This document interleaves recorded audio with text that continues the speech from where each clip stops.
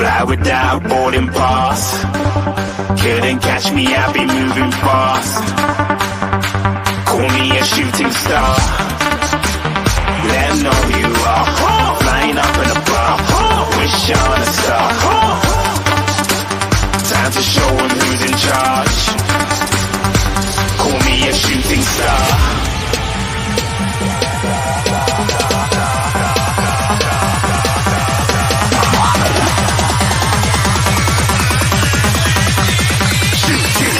Didn't even get to cross.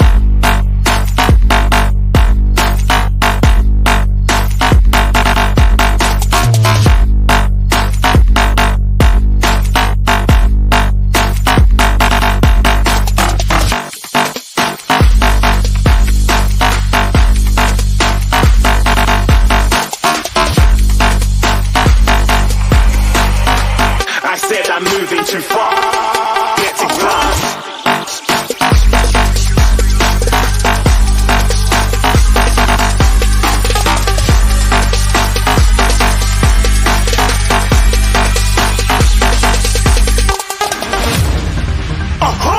Looking at a shooting star. Got more than a couple of people going mad. I swear they're rooting hard.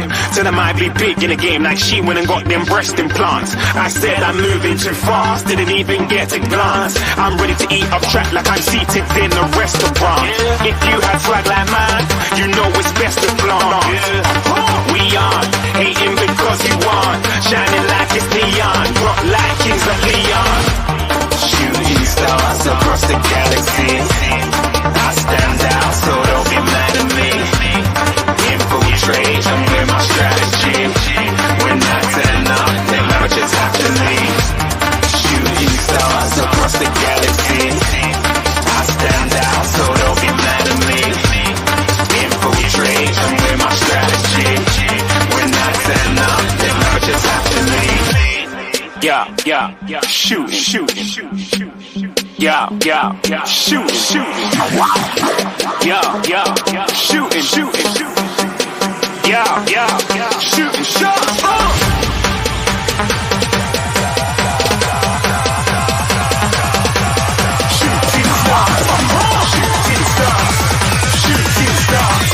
Shooting stars. Didn't even get to cross.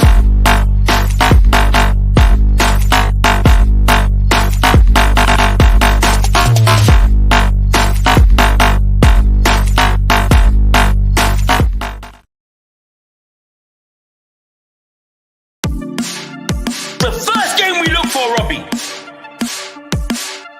Tottenham away. When we got Tottenham away?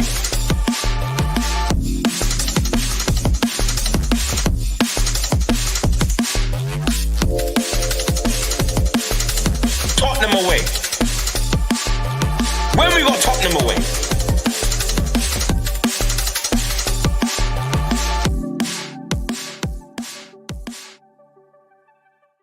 What's happening, everybody? Welcome to Tottenham away. Once again, the best place to be in town if you're a Spurs fan and you know it. Welcome as well if you don't support Tottenham Hotspur. We always welcome you too. We know how much you love the channel, so enjoy as always. Another week's gone by. A little bit of conversation to talk about the transfer market. Still hasn't kicked off yet. As we know, as we said, it's going to take until after the Euros. And then I think there'll be a lot of activity across all the Premier League clubs. But there is 40 days to go before the league season starts. And in 40 days' time, we will kick ball. Are we ready? Preseason, friendlies, preseason fitness training, you name it. There's a lot to discuss.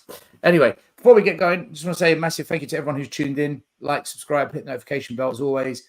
God bless to all of you. Iggy, wearing the Italia shirt tonight. How are you doing? I'm all right. How are you guys doing? All right.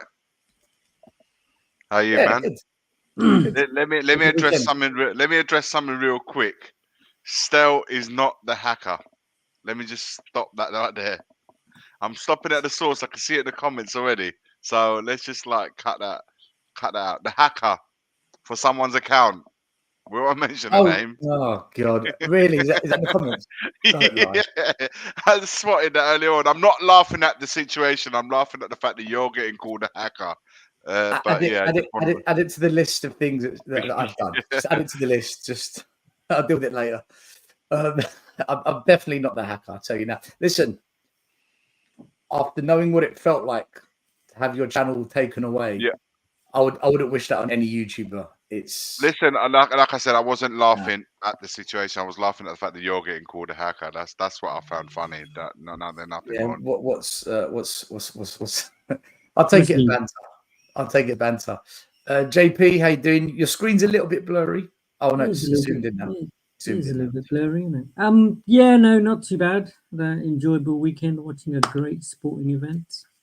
So that was good. Lewis Hamilton winning the British Grand Prix. Mate, what a brilliant from Lewis Hamilton.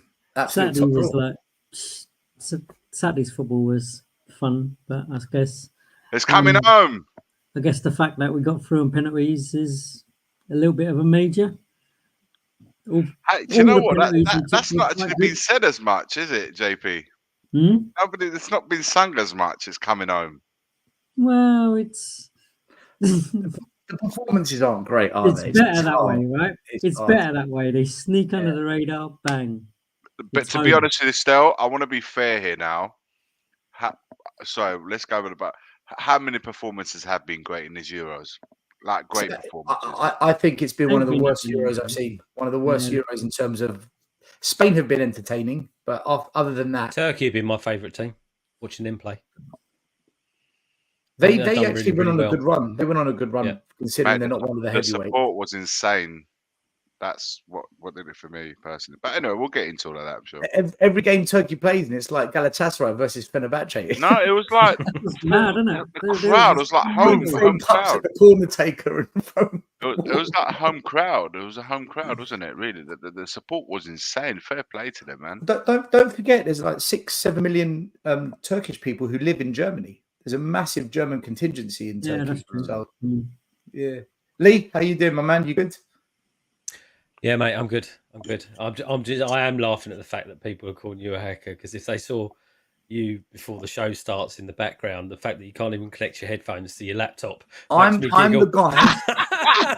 That's probably the case for most of us anyway, Lee. Don't worry about that. I'm the guy that gets called McDonald's Wi-Fi. Is my Wi-Fi even capable of hacking it? You know I said we'll just run you a cable. It's got to be better than what you're on now. Other than that, mate, fantastic. I'll tell you this for free. If I could hack someone's bank account and someone's YouTube channel, there's far bigger fish that I would be looking to catch in the world than someone that does a Tottenham YouTube channel. That's for sure. But anyway, look, that all said, big up to Swifty Super Chat who says 25k. Big up to Tottenham away. Buddy, thank you so. That's another thing we've been accused. Apparently, we're buying subscribers, we're buying viewers. We've got to deal with Chinese robots or something. No. Anything else? In fact, put that on the list as well. Another one. Another list.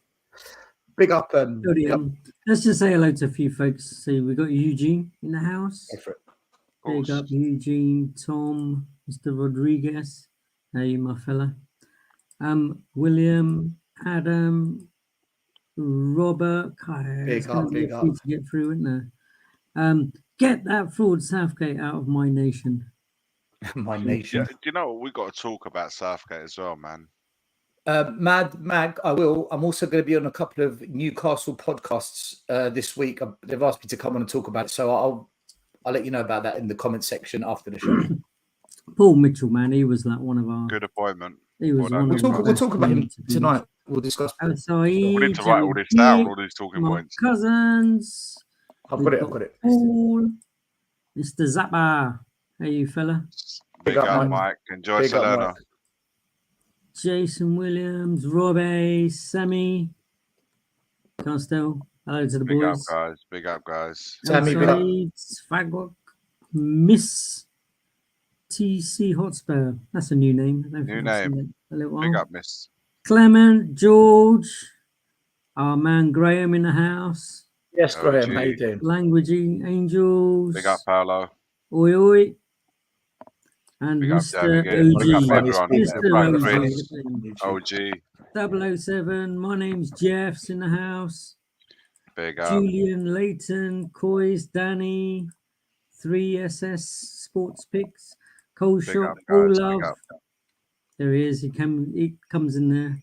Trevor, Fenland Spurs. That's another new name. Benjamin Big up. Foster. There you go. Still the hacker. Jokes. Big up to all the newbies and big up to all the 100%, man. OGs. There's like just loads and loads and loads and loads and loads. So I'll tell on, you. Still. Still the hacker. That's another one. I'll steam my way through these, but go on, get cracking. Yeah, I'm just going to quickly... let me just sing C-Cube the link because she just asked in the chat. I said I'll let her come on. More than happy. Hey, Sue, how are you? Finland, Cold Army. Why is Siri saying thanks for asking? Trinidad and Deep. That's my song. Big up, big up to those Chinese robots. There you go. It's great Right, to see. if there is loads of Chinese robots, can you all hit the like? It's good to see so many new names as well as the old original. Listen, guys, we haven't even started the show. We've got over 300 people watching. Thank you as always. We appreciate it. Big up, And Scott. we stay authentic.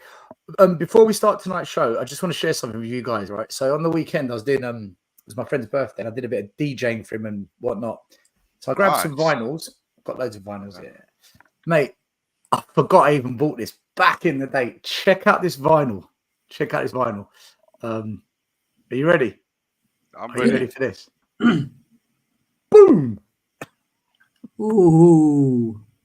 Wow. On vinyl. It's lucky for Spurs when the year ends in one. Aussie's dream and Tottenham. On vinyl. Wow. Yeah. Shame he's a gooner, though. Didn't go down too well at the party, but you got to play it. Just wind him up a bit. I think I've probably got a 45 somewhere. Mate, I'll tell you, Chaz and Mate, they've made a hell of a signing, man. What a signing. But we'll get into that. Look, we'll get into it. In fact, let's get straight into it. Guys, thanks for watching. Let's get into the show. So, big up, Matt. Big up, Matt. So, there was, obviously, we talked about the signing of Archie Gray. The price, will it stop us from buying other players? We're going to find out. We said we'll wait till the end of August to find out exactly where we're at. But during the week, we made yet another young signing. Goes by the name of George Feeney, teenage striker from Glentoran FC, 16 years old. Now, look, I'm going to try hard. I'm not trying to bash the signing, but we are signing a heck of a lot of kids. And when the manager says, I want to win the league next year, and all we're doing is signing kids, youth, 18-year-olds, 16-year-olds, we're now hoarding them. So we've got Pape Sarr, Archie Gray, Bergvall, Donnelly, Ashley Phillips, Tyrese Hall, who we've given a 3-year apprenticeship to, I think, Mikey Moore, Vuskovic, add to that Feeney. Are we going to see these kids play? Because the only one, when I've spoken to the academy, who have told me, yeah, he'll be featuring next season. Big up, Cube. The only one he said that will feature next season, we've had this conversation many times, is Bergvall. But spending £40 million on Archie Gray, you're kind of thinking they're going to play him. It's a lot of money for a kid for 2 years' time. It doesn't make sense. But is he ready? God knows. Are you a bit worried, guys, that what's going on here is we're actually building a team, not for Ange, but for the manager after Ange? Because Ange has said he doesn't normally stick around at clubs for more than 2-3 years. These kids, let's think about it. You've got a mixture of 16 to 20-year-olds here. None of them have played Premier League other than Pape Sarr. Not one of them. None of these kids, as far as I'm aware, have had more than 5-10 minutes at Spurs, like a cameo role. So suddenly put 8-9 youngsters into a first team and say, there you go, let's challenge for Europe, let's challenge for the Premier League, let's win the Carabao Cup, let's go for the FA Cup. It doesn't make any sense. So I'm just trying to wonder, what do you make of this? Yet another young signing. Should we be worried, guys, or should we be excited for 4 or 5 years' time, even though none of them are proven? Even Pape Sarr, he hasn't commanded a game of football as a midfielder. Pape Sarr, I've not seen him take control of a game and say, I'm bossing it. He's not ready yet for that level. He's ready for the Premier League, but for the level we want to be at, I don't know. Iggy, what's your take on it all, man? Is this Project Youth, not Project Win the League next year? Listen, I've said this many times, man. The problem that we've got at our club is the fact that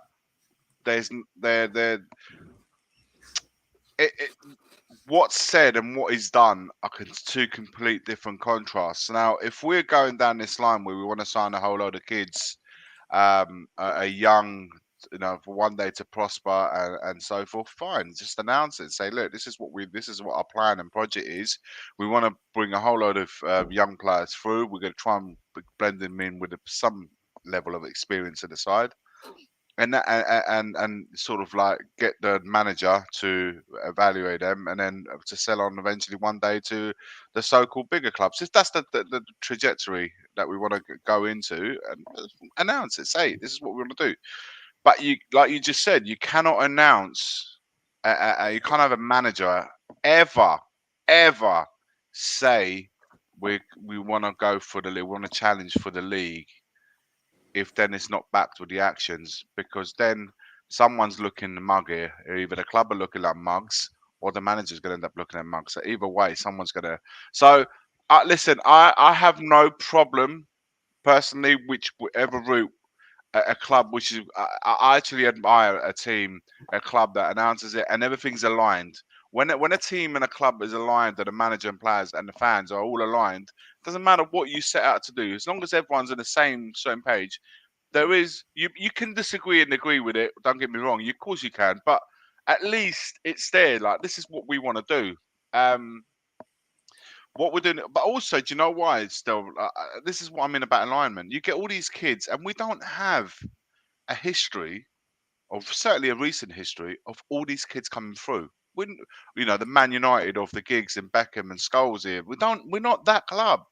So also, I'd ask the kids themselves and the parents or agents that are acting on their behalf, why would you send them to Tottenham when you know there's not been a recent history of all these kids coming through? Why would you then kind of like almost put them in that? I don't know, man.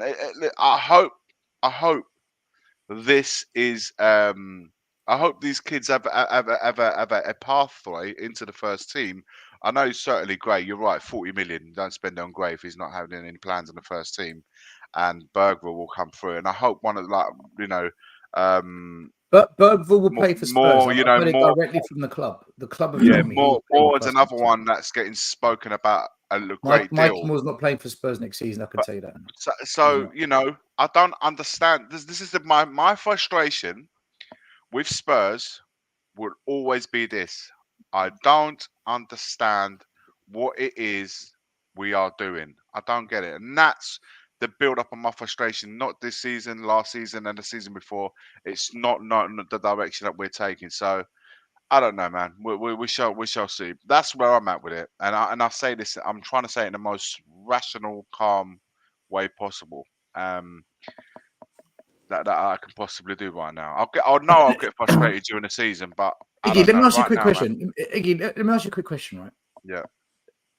If we sign between now and the start of the season, 3 established, proven quality. And when I say this, fans take my words and they hear Premier League proven. Listen to me carefully, for those of you who don't listen to what I say carefully. Established, proven quality. That means they've played at the high level, in high-level big games. That's what I mean.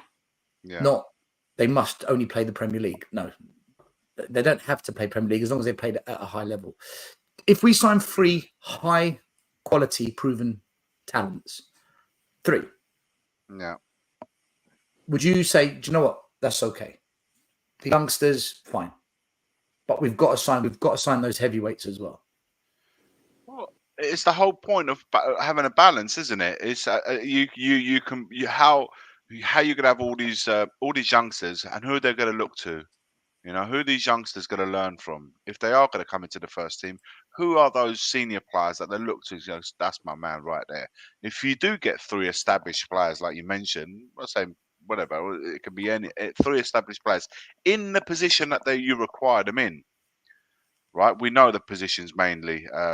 So I would say, okay, there's a sense, at least there's some sort of a sense. And you know what? It's not even for the sake of signing 3 established players. We need those players in this team. We need that in that first 11. We're not even talking squad anymore. We need those players in the 11. And then you can have the youngsters, British hopefully as well, to come into the team, not just to tick boxes, man, because we have England, right, have brought in so many youngsters, like so many quality. Look at the England national team, the amount of youngsters that are in the team right now. Where there's a massive array of talent out there. Why can't they come through at Spurs as well? Why can't we be ones that say, you know what, to the England national team, to say, you know what, here's 2, 3 players of a Spurs product for the team. Why can't we have the Cole Palmers? And do you see what I mean? Those kind of players coming from then you're like, you know what? Okay, I can see what we've done there. We are bringing out some proper gems from our club, but we don't have a single Spurs player representing England right now at any level, you know, senior level. That's the first time in ages as well. So I'll go back to asking that question. When you look at the youngsters coming into the squad now, all these youngsters, and how many of them have broken through Spurs to go on to the likes of the England national team? Where's the sense? Where's the logic? Why, if you're a young player right now playing for Spurs, where do you see your future? Like, would you see coming through? You're probably going to use the schooling of Spurs to then perhaps go somewhere else to then flourish there. That's exactly what I tell players who get signed by Spurs. Even I've currently got a player. You know him, Iggy, Ruben's brother, Elijah. Currently at Spurs. Of course I know him. Quality and I've little said player. to his parents, once you get to 16, 17, if an offer comes from another club and he's going to play in the first team, go, because the chances of him getting a crack at Spurs are low. Get your education at Spurs, build up your CV, then go sell yourself and go get a career in the sport. Because at Spurs, you're so up against it. And I actually advise, and I'm a Spurs fan advising that, which probably doesn't go down well. But it's the truth. It's the truth. But that's the point, isn't it? So what's the point of having all these young players coming in if there's no future in what you're in? It's like me saving up. What is it you're saving up for? What are you doing it for? So if there's not going to be an outcome to what it is that you're doing, then I find you pointless doing it. So you might. I don't know. Let me just something. JP. So we've signed Ashley Phillips, we've signed Bergvall, we've signed Feeney, we've signed this Archie Gray. These are all players we're bringing in. Existing academy players, our current under-21, back under-18s. What does that say for them if they're seeing youngsters being brought into play, we think, and yet the Dane Scarlets, the Troy Parrots, the Tyrese Halls, the Santiagos, the Lancashires, what are they thinking? I've always felt that. Veliz, another youngster we signed who isn't on that list. Yeah. I've always felt that. Like, Veliz is a typical example. We have Dane Scarlett, right? He's a youngster. We ship him out on loan last season, bring in Veliz, ship him out as well on loan, bring Dane Scarlett back, and he still don't get a game. And literally that boy's probably not played for about 8 months. Football. What do you want your youngsters to actually do? You want them to be playing football, right? It's important. Break their way into the first team, playing football. That's what they need to do constantly to get their, knowledge up, get their confidence in them, get their legs built up, skills, strength, kind of like all of that stuff. I kind of Dane Scarlett's another one. I think we've probably screwed him up as well. It is quite bad because, I mean, even right now, okay, I think that what's his name, Mikey Moore. I think he's obviously a little bit special when people are talking about him and stuff. But even for him at his age to get some minutes in the first team, for some of the guys that are currently in the under 18s and 21s and things like that, they must be going. I can tell you with Mikey Moore, in a couple of years, the club will look to break him in. That's when they think, yeah, he's going to be proper oven ready. Okay. But if they don't do it, I can also tell you he will be gone. Well, what I will say is, though, because I was having a chat with Shai today, and apparently, is it right that you don't sign your professional contract until you're 17? So professional contract. Up till then, huh? You can play from 16 upwards for your club, but you can't be loaned out until you're 18, so we can't loan him. Okay, but what about a professional contract? 16 upwards. Yeah. Because Shine was saying something. I have a question. I just want clarity.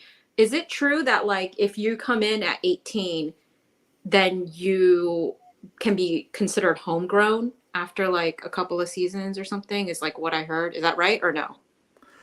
I think you've got to be at your club for 3 years. I think. I don't know the exact ruling on this. I think it's 3 years and then you're eligible.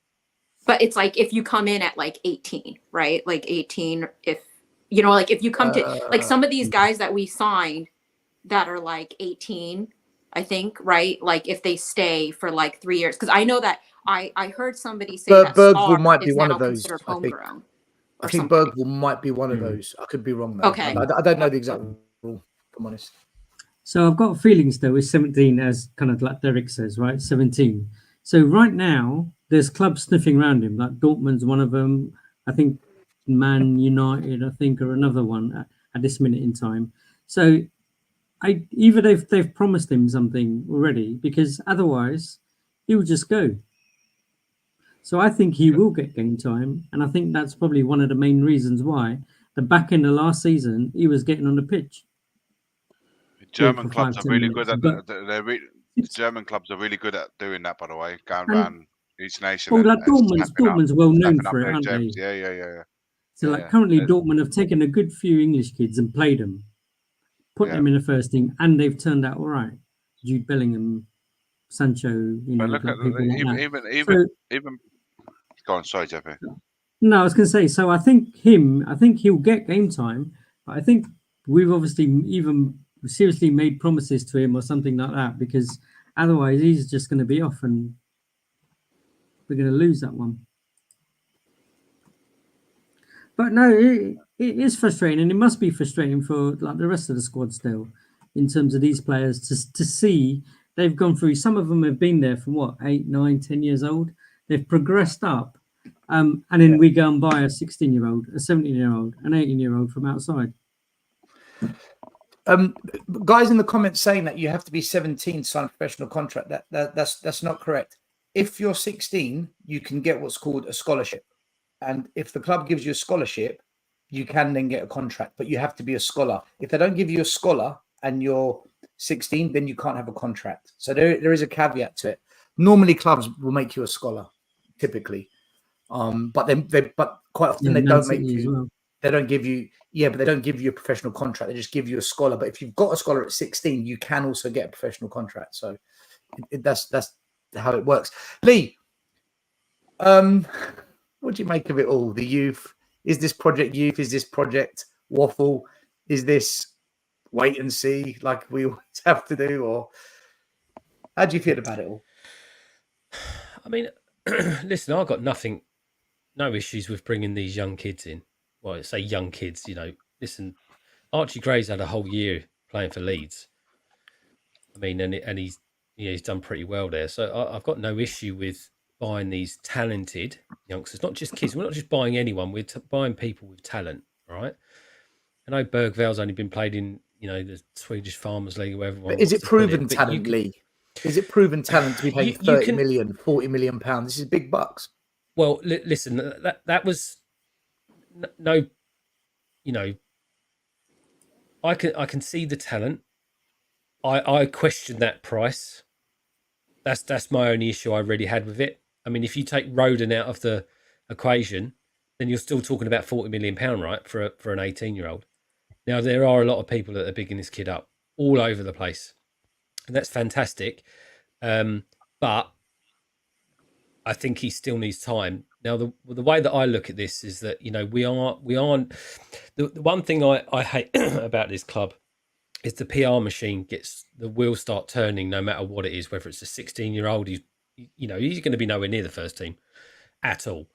But we make him out and we put the pictures up on social media, etc., like he's the next Harry Kane. I mean, come on, guys, he's going into the academy. He's not going to be going into the first team. Just wind it back a bit, and that's more for them as well, because I don't like the fact that we hype these kids up, and if it doesn't happen, they're so young that they don't understand how to handle the pressure just yet. So it's not good for them either. I know they'll love it. They'll love the limelight for 5 minutes, but just leave it at that. For me, I think next season, I'd rather have. I still think, you know, the signings that we're making are the signings that we can make right now. Yeah, we've still got the Euros going on. We've got players going back to their clubs, probably having a holiday after the Euros, etc., etc. I still fully expect that we will be active in the transfer market for players of the level that we expect. I'm not going to say the word world class, because you know how much I hate that. In the positions that we need. The one thing I will say though, I'd rather have let's just take a theoretical scenario. I'd rather have a Basuma and a Sarr starting in midfield, and then a Bergvall and an Archie Gray biting at their ankles, doing whatever it takes, showing their talent to get into that team, rather than a Højbjerg or someone else just sitting on the bench taking their wages and coming on and doing what they need to do when they're asked to. Yeah, I'd rather have those kids there that want to progress, want to get minutes, show why they should get minutes. So Lee, not this backup crap. Lee, hold on. You've got 20 minutes to go in a match. It's 1-1,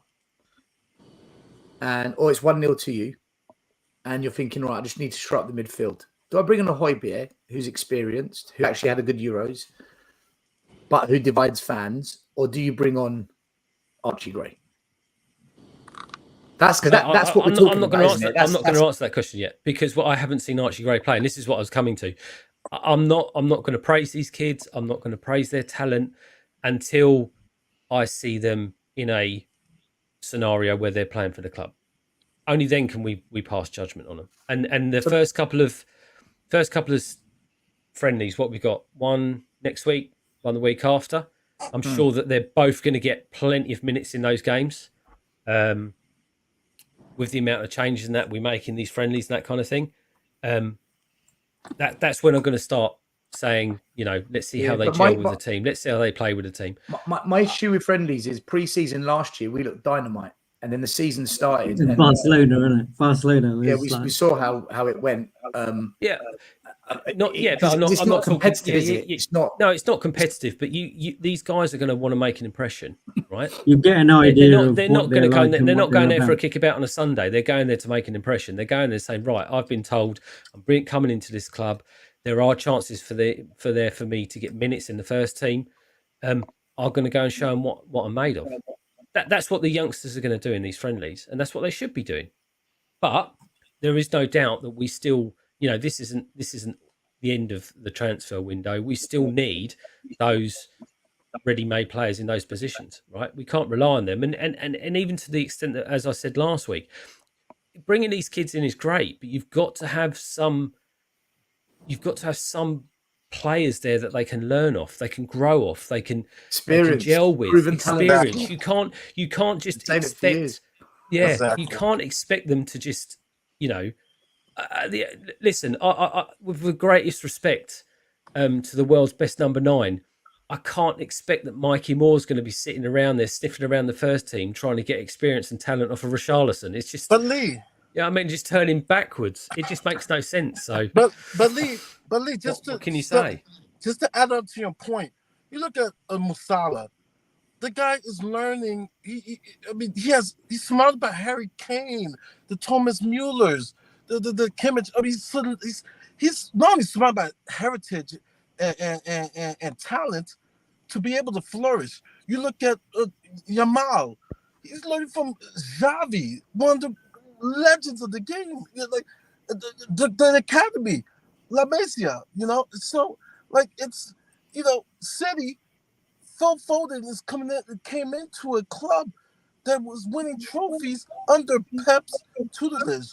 Yeah, De Whereas Bruyne, our club, Gundogan, Silva, just yeah, like elite our We've club, performance. we've got nothing. That's what worries me we about got the bringing nothing. the youth in, Like, Mari. That's what worries me, because you've got to have that. It's like throwing, you know, the youngsters into a football team but not having coaches. You know, you've got to have that experience on the pitch for you to learn from. And it's not just about the, you know, kicking a ball or heading the ball. It's about how to handle games, how to handle pressure, how to handle your other teammates. It's a whole host of things that they've got to learn to make them an all-round. You know, you can have all the talent you like playing for Leeds, but you've got to have, you know, the match management and stuff like that. That's what that's what I worry that coming to Spurs they're not going to get at the moment as the way it's structured. Can we name one player? Can we name one player that Ange has made into a superstar? I mean, from his previous coaches, like I can't think of one. Maybe I'm wrong here, but I can't think of one youth talent that he has. I don't think he's been at a club long enough, though, has he? In seriousness. Okay, there goes your answer. I can't think of one. The thing, you know, Lee's got a point here, because if you think of Harry Kane, one, it was Clive Allen, who was a top striker for Spurs, coaching him with the youth, specifically the striker role, not as the overall manager. But when he came into the first team as well, he had a Moussa Dembele, a Victor Wanyama, a Toby, a Hugo Lloris. These are, you know, they were men. And he's learning and he's being supported by those experienced players that Lee says. So I think Lee makes a good point here. If you're going to bring in all these youngsters, we need some serious, proven quality who aren't young, who are 25, 26, 28, that kind of balance. To like Lee said, you always need that blend. You always need that blend, though, don't you? We need that experience when the pressure kicks in. We need that experience just to manage games, right? Yep. 90% of football is played up here, not down there. It depends what player you are. Unless you're Beckham. Unless you're Beckham. Depends what you're up to in your social life. Cubed, what's your take on it all? You're not shy of sharing your opinions. Yeah, I know. I haven't been on for a while. I thought I'd come on because, you know, you needed a representative of the Sun cults, because it is our Captain Sonny's birthday for all you haters out there. Really? Happy birthday, Son. Our beautiful Sonny. It's his birthday today. And yeah, he's older. Yeah, again, the time is running out, and what do we have to replace him? I mean, look at that. Slower. Just like I saw a tweet where it was just a list of who all of our forwards are right now that are at the club. And it was just horrendous. But anyways, I asked that question about homegrown because I was thinking, just giving the benefit of the doubt to our club, which I don't usually do.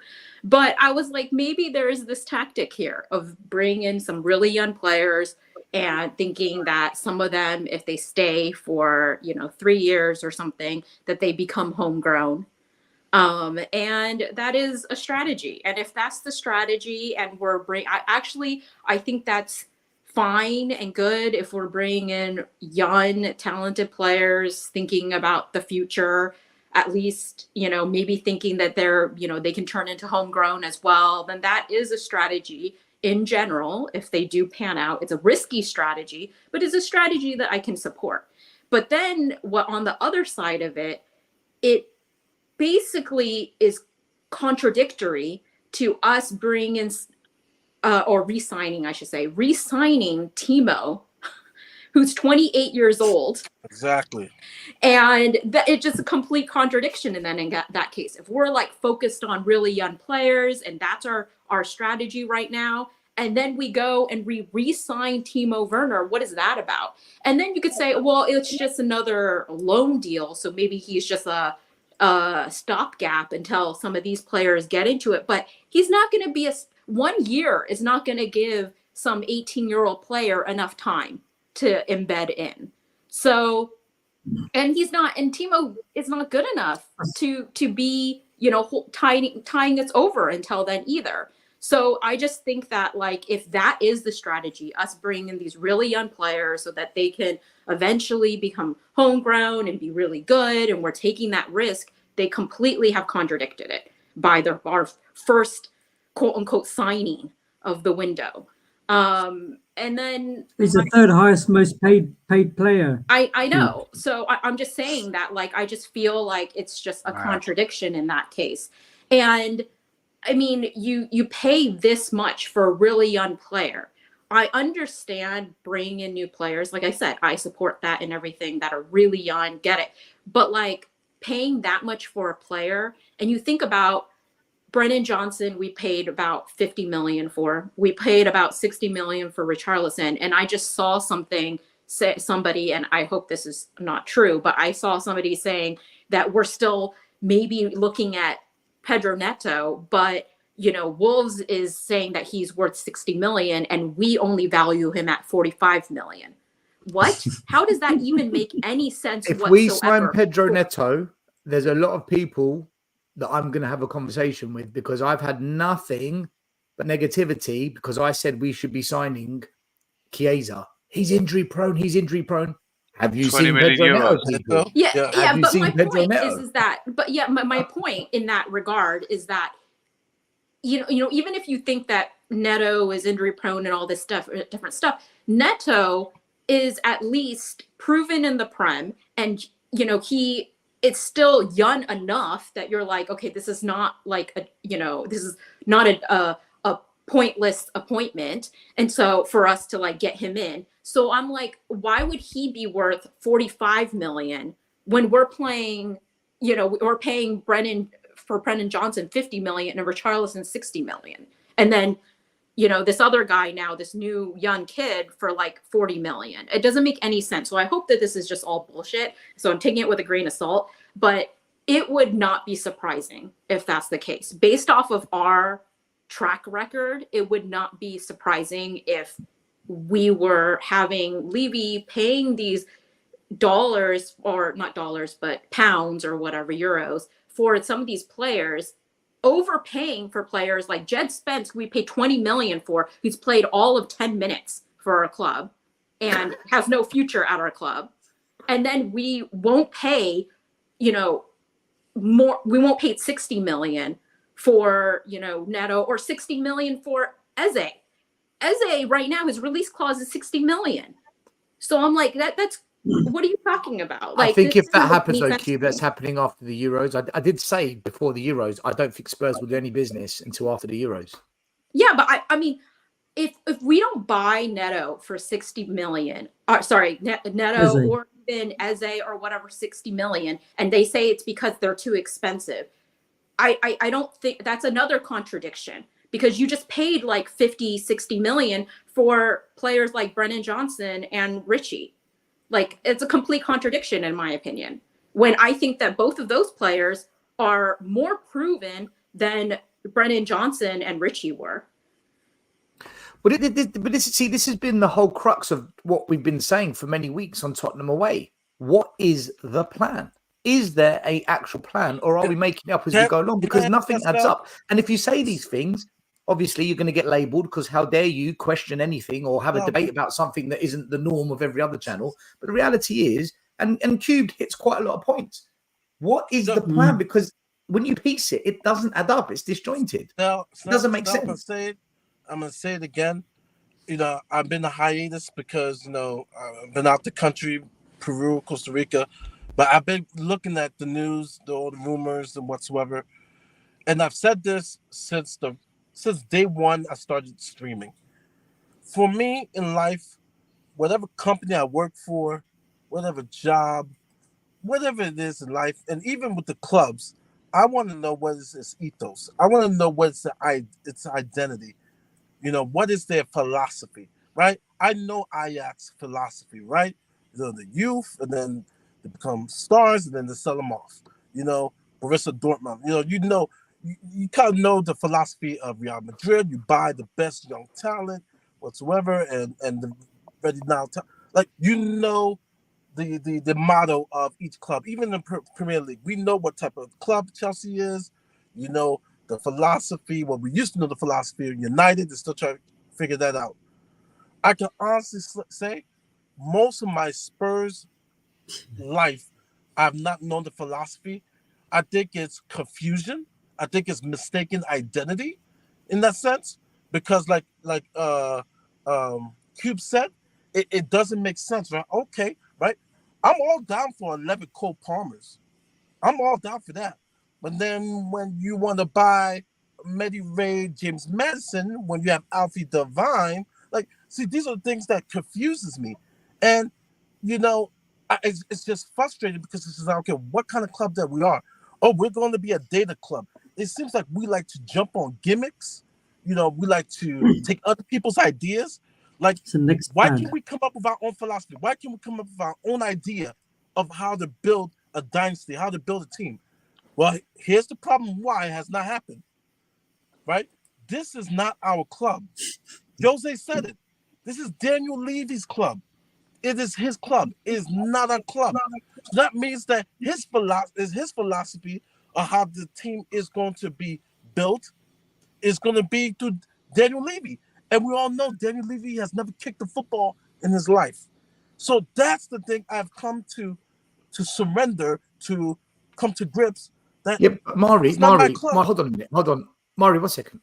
Shouldn't we judge this window on the 1st of September once it's shut? Isn't that the time to say, right? Yes. Because I will say that. Then the excuses are over because Andrew's had his first season. He's had time to assess. Should we assess it then? Because if we sign Tony, Eze, and let's say, for example, Chiesa, suddenly our conversation's very, very different. But history tells us that conversation's not going to happen, right? Yes, and that's what I'm basing on. Because right now, how I'm feeling, I'm like, I've seen this movie before. I seen the beginning, and this is the middle of the movie. And that's what, for me, honestly, I'm not even disappointed. I'm bored. I'm just like, let the season start. Because I already know what's going to happen. Because it's like Maz is here again. It's like Maz is back. It's like Maz is back. I'm like, it's like post Can't traumatic. have a week off. Like window syndrome, because I've seen it all. It's not different. We heard all year that this is going to be. But no clubs made signings really in the Premier League yet, have they? No clubs really. Hold on, I just want to correct something. So somebody in the chat was saying like, "Oh, don't come with false numbers. We signed Jed Spence for 12 million. Yeah, we signed Jed Spence for 12 million as a base." As a base 20 million with add-ons and all these additions and stuff, we bought him for 20 million with the add-ons. Maybe we didn't hit all the add-ons and everything yet because he barely has played. But what I'm comparing to is also Richie with add-ons and all in is 60 million. So when I'm talking about comparison, I'm doing an apples to apples comparison.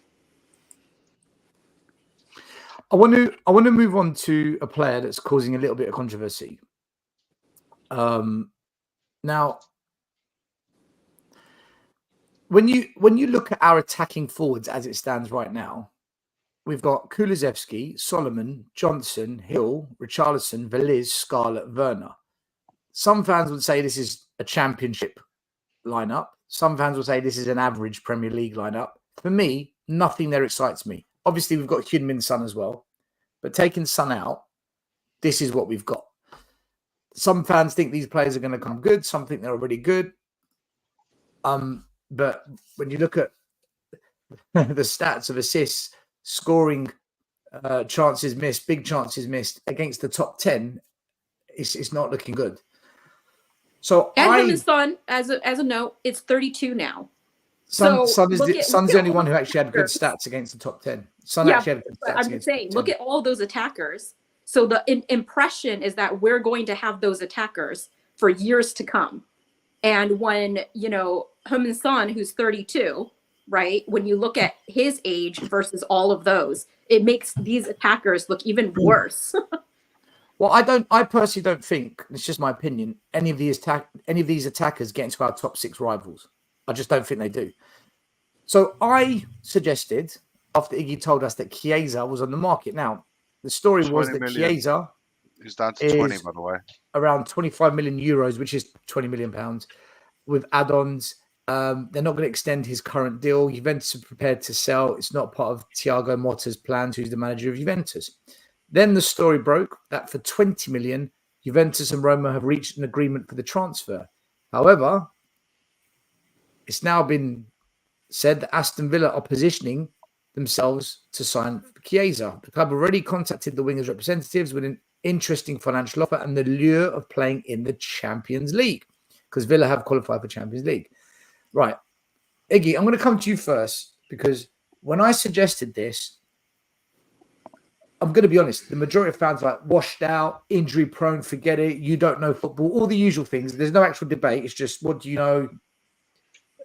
Labels, attack. A few said, you know what, for 20 million, what are we thinking? Now, for me, Brennan Johnson, 50 million. Timo Werner, third highest paid player at the club. Richarlison, injury prone, doesn't really score more than 10 goals a season. Solomon, God knows. Maddison goes missing second half of a season. That's his record for 5 years in a row, by the way, with the exception of one season.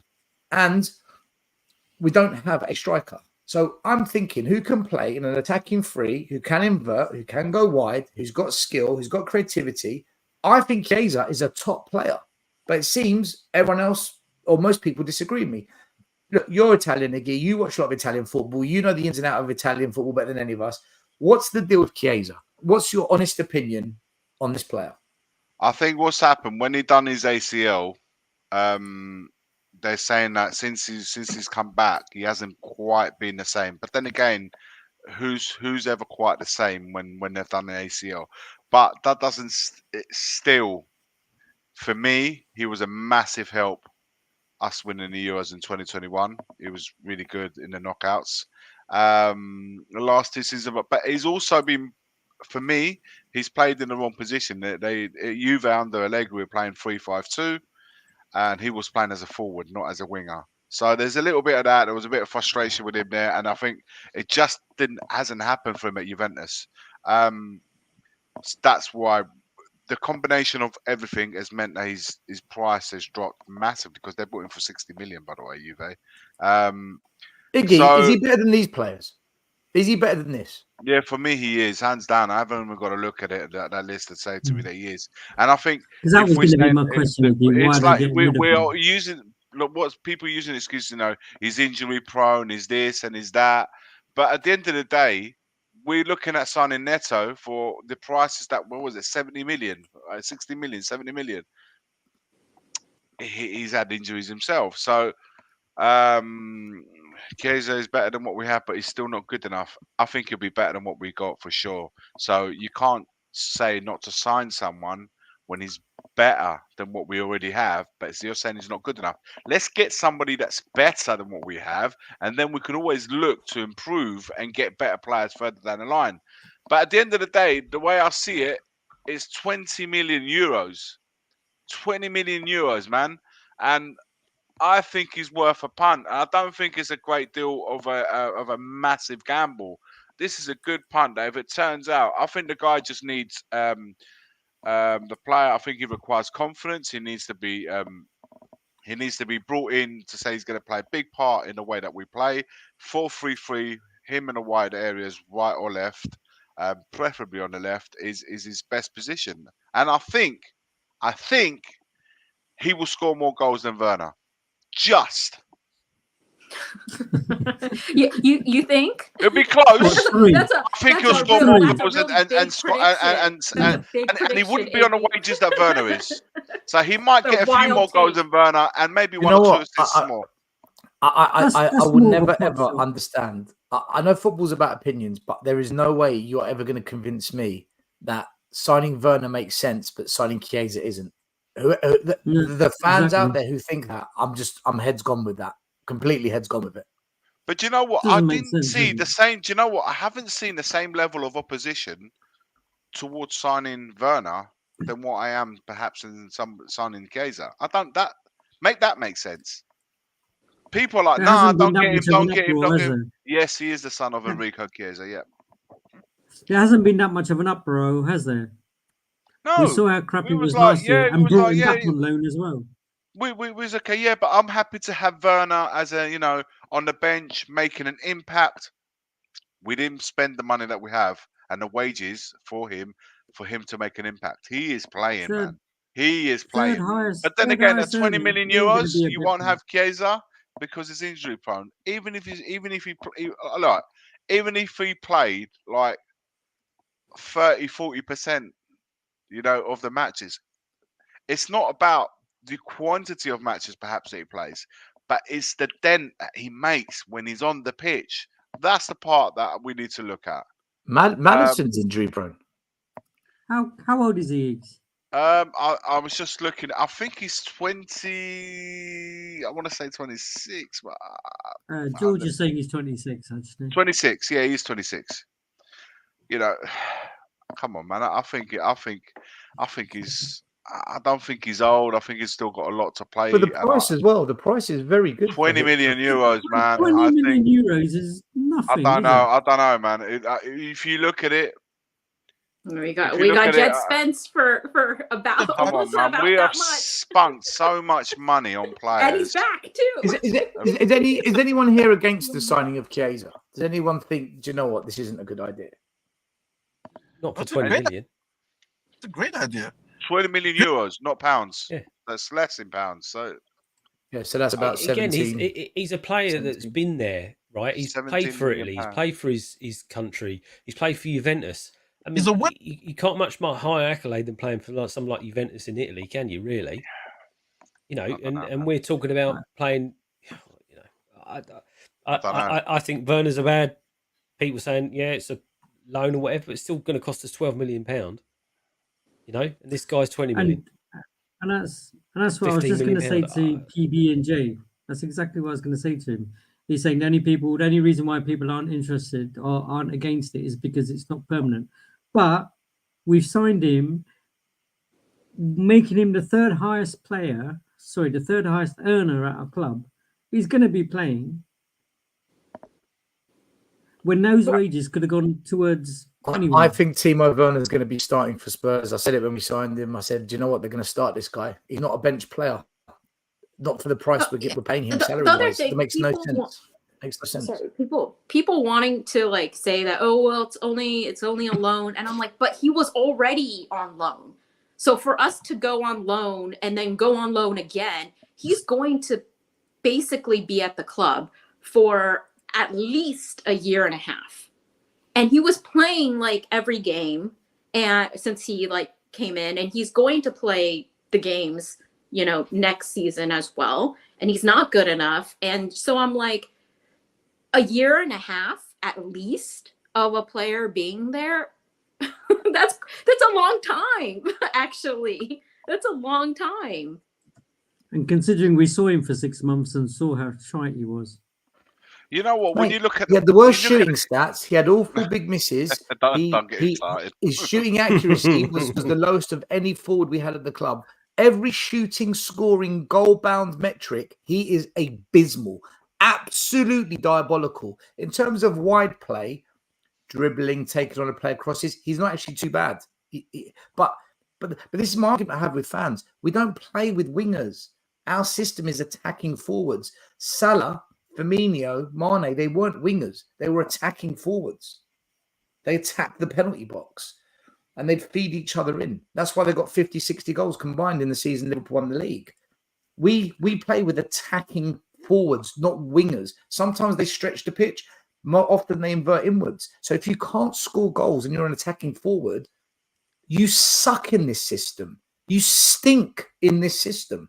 And yet we've gone and signed him. I'm gobsmacked by the fact we signed Timo Werner. And people say, oh, don't panic.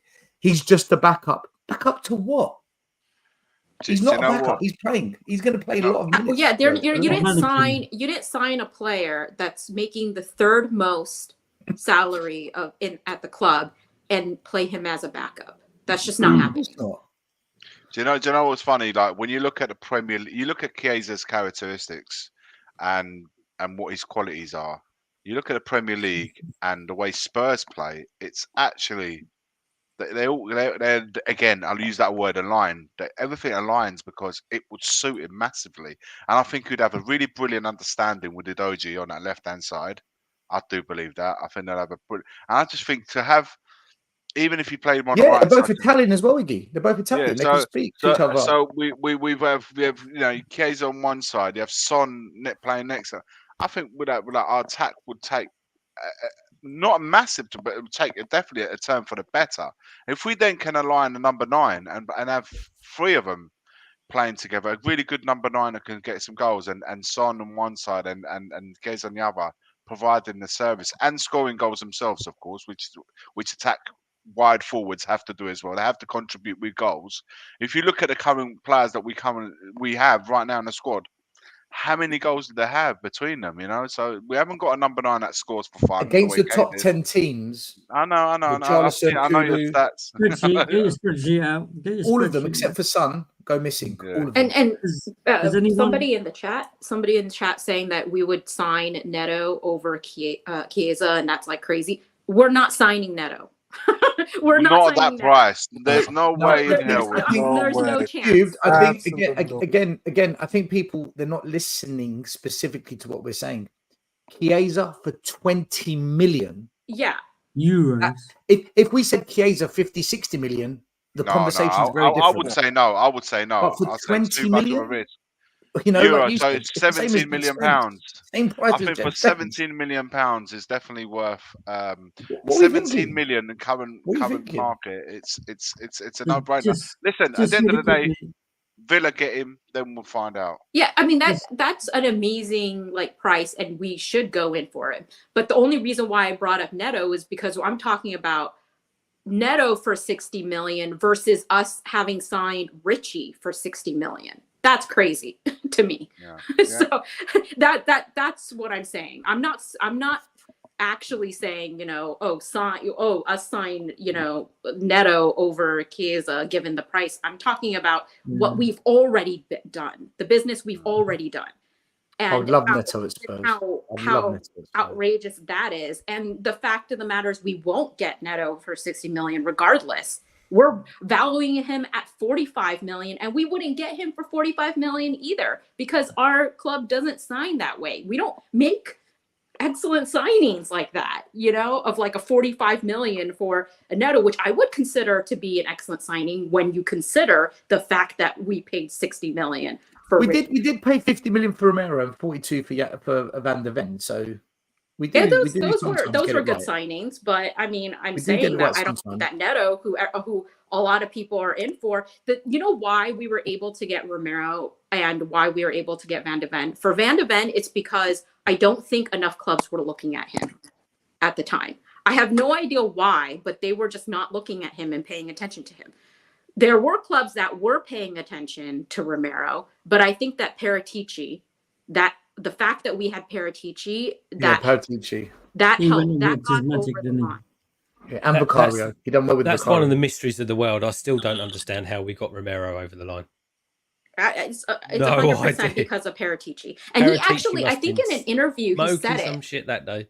He said that he had a good relationship with Paratici, and that Paratici actually, he was talking, he said that he kept in touch with Paratici, and Paratici told him that he was like, I just started at Spurs and I'm looking at you, and he was already eyeing him for a while to like. Wasn't there a situation between Atalanta and Juventus where Juve were owed money from Atalanta? Atalanta couldn't pay it, and we just swooped in and said, Paratici said, "Don't worry, we'll give you the money. Just give us a player." Rings a bell, actually. I think it was something to do with that, if memory serves me right.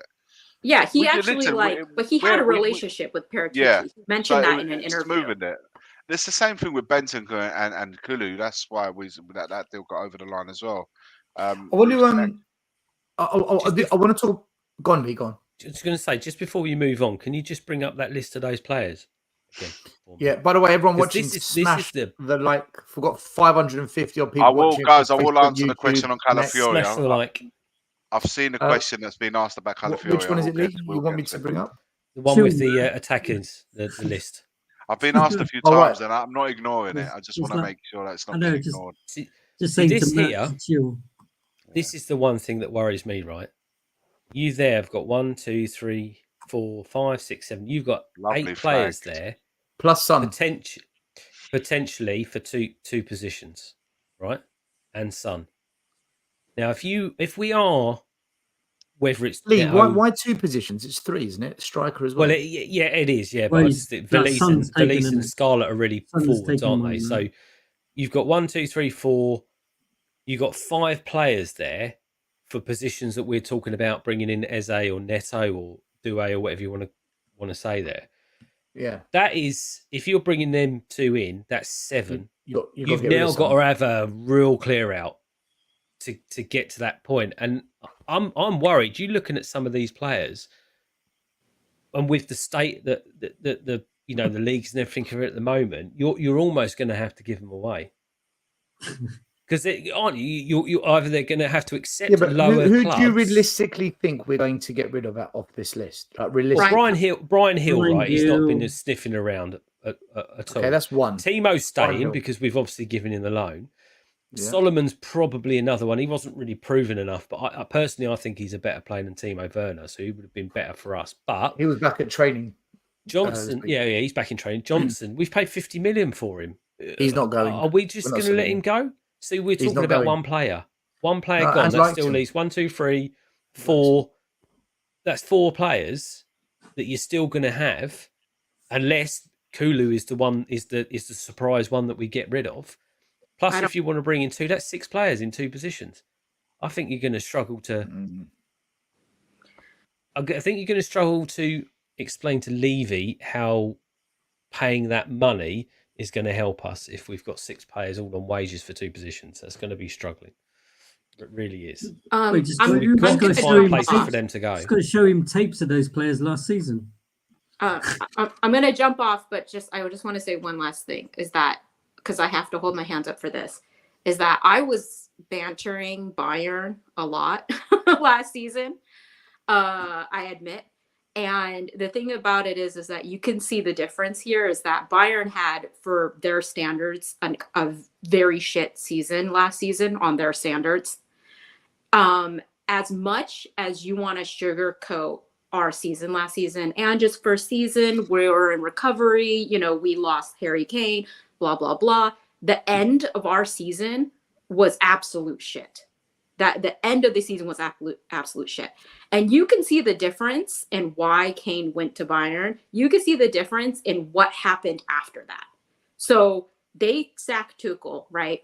And after they had a really shit season, what do? They sacked Tuchel, even though I don't think the most of company, but we'll say they sacked Tuchel, they bought Ito, and they bought now Elise. What did we do? And Paulinho. We've got Paulinho. Yeah, and got Paulinho. And what did we do? What did we do after having? We got Super Timo Werner. Yeah. So I'm saying it's not totally. Obviously, the season takes form and things happen, and you have injuries and whatever, right? Like you're there's a piece of that's like you're not entirely responsible for the end of the season, given that a lot of things can happen within the time frame of a season. But it's how you react to it. And the problem with our club is how we react to ending the season really poorly. We don't react and try to change the trajectory of it. And that's my biggest problem with the club, is that we don't do anything about it. Okay, I'm going to go, but thanks for having me on, guys. It's been a long time, so thanks for having me. Bye, guys. Big up to you. Take care of yourself. Thanks for coming on. I do think we need to wait to the end of the window, though. I said that last week. I'm going to wait to the end of the window. But each week that goes by, we're edging closer to the first game of the season. Preseason, you've got to bed in the players. You want them to bond, gel, or get up to match fitness. I do want to bring up this player because there's a lot of arguments as well saying we don't need a number 9. No, we need a number 9. We've got to get number 9. No, but if the other players, if we get wingers that can score goals, or they call them wingers, attacking forwards, we don't need a number 9. Guys, do we need a number 9? And would you have this guy as the number 9? He does carry some baggage with him, but he scores goals. He's done well for England when he's come on, and he's a player that knows the Premier League. Yeah, he's old. He's no spring chicken, but he's a unit. He gets himself about the pitch. He's a nuisance, scores goals, knows the Premier League. If his price tag was 50 million, would you sign Ivan Toney, assuming you want a number 9? Maury, do you think we need a number 9? I think he would be a perfect 4-year investment.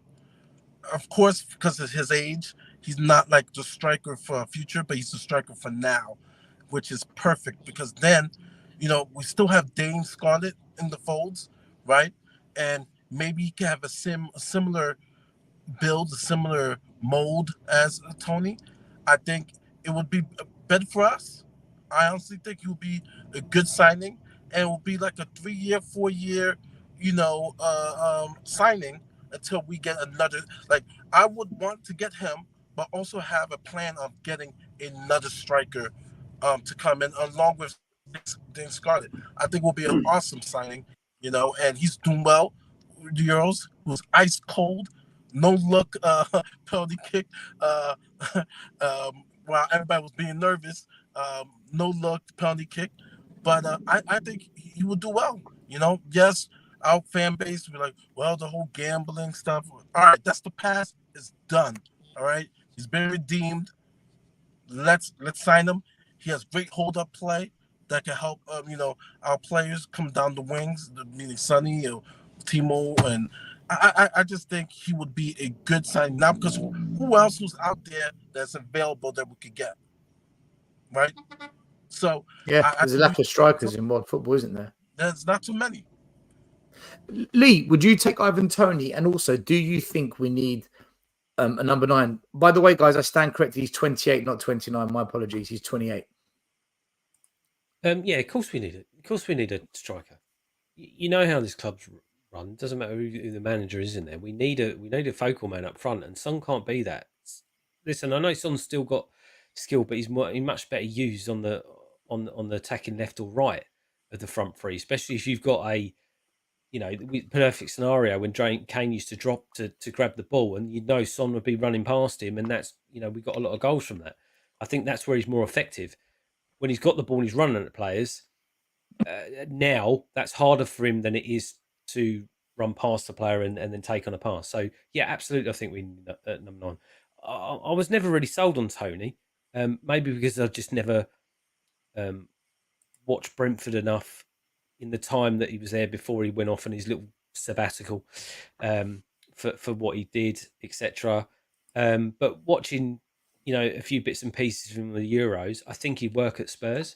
I think that the baggage is there, but I think you just have to get over these things.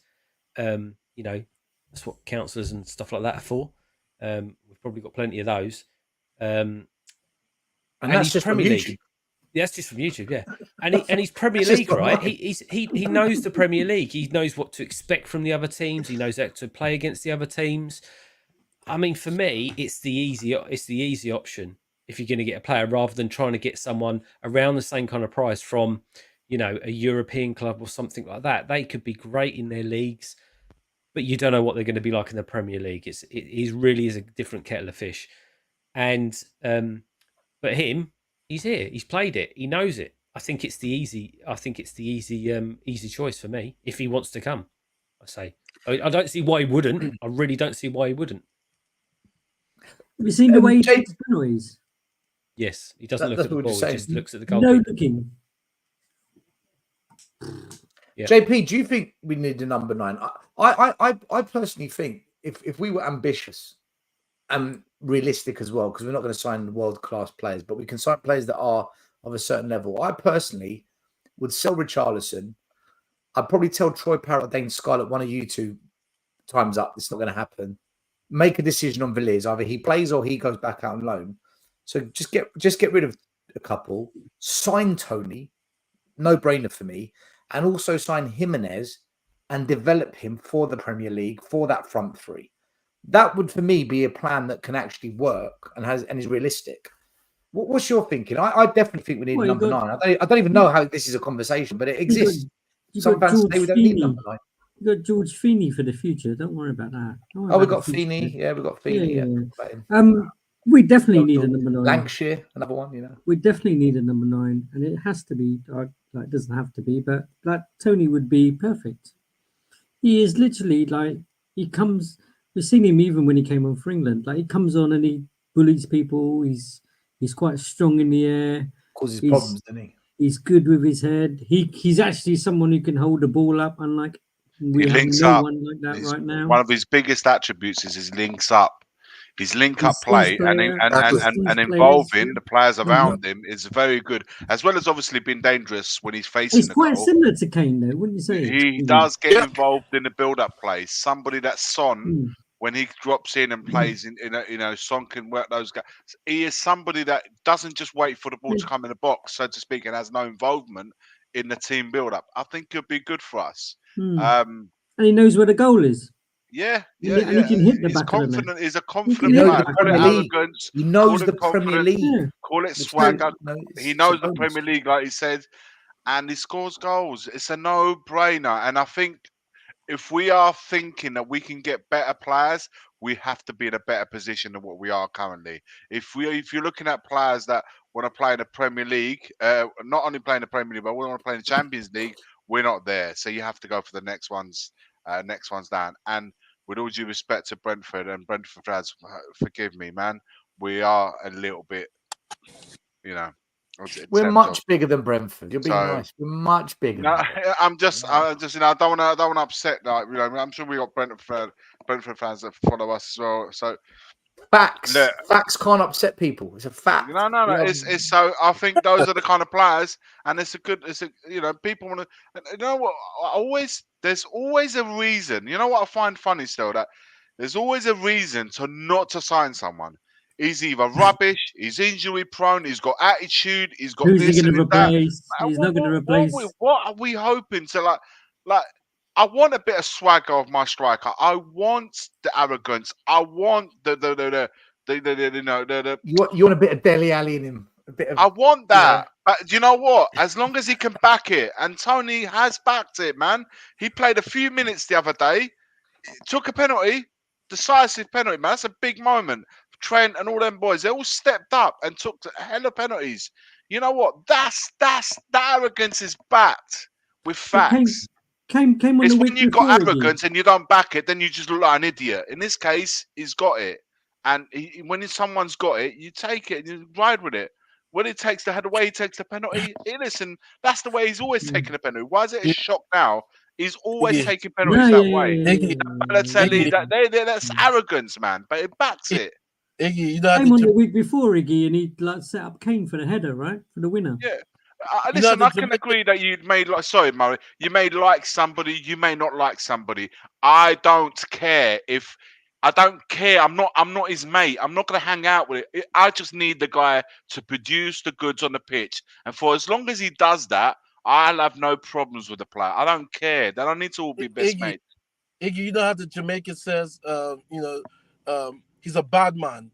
Well, we need a bad man. We need a bad man in the team.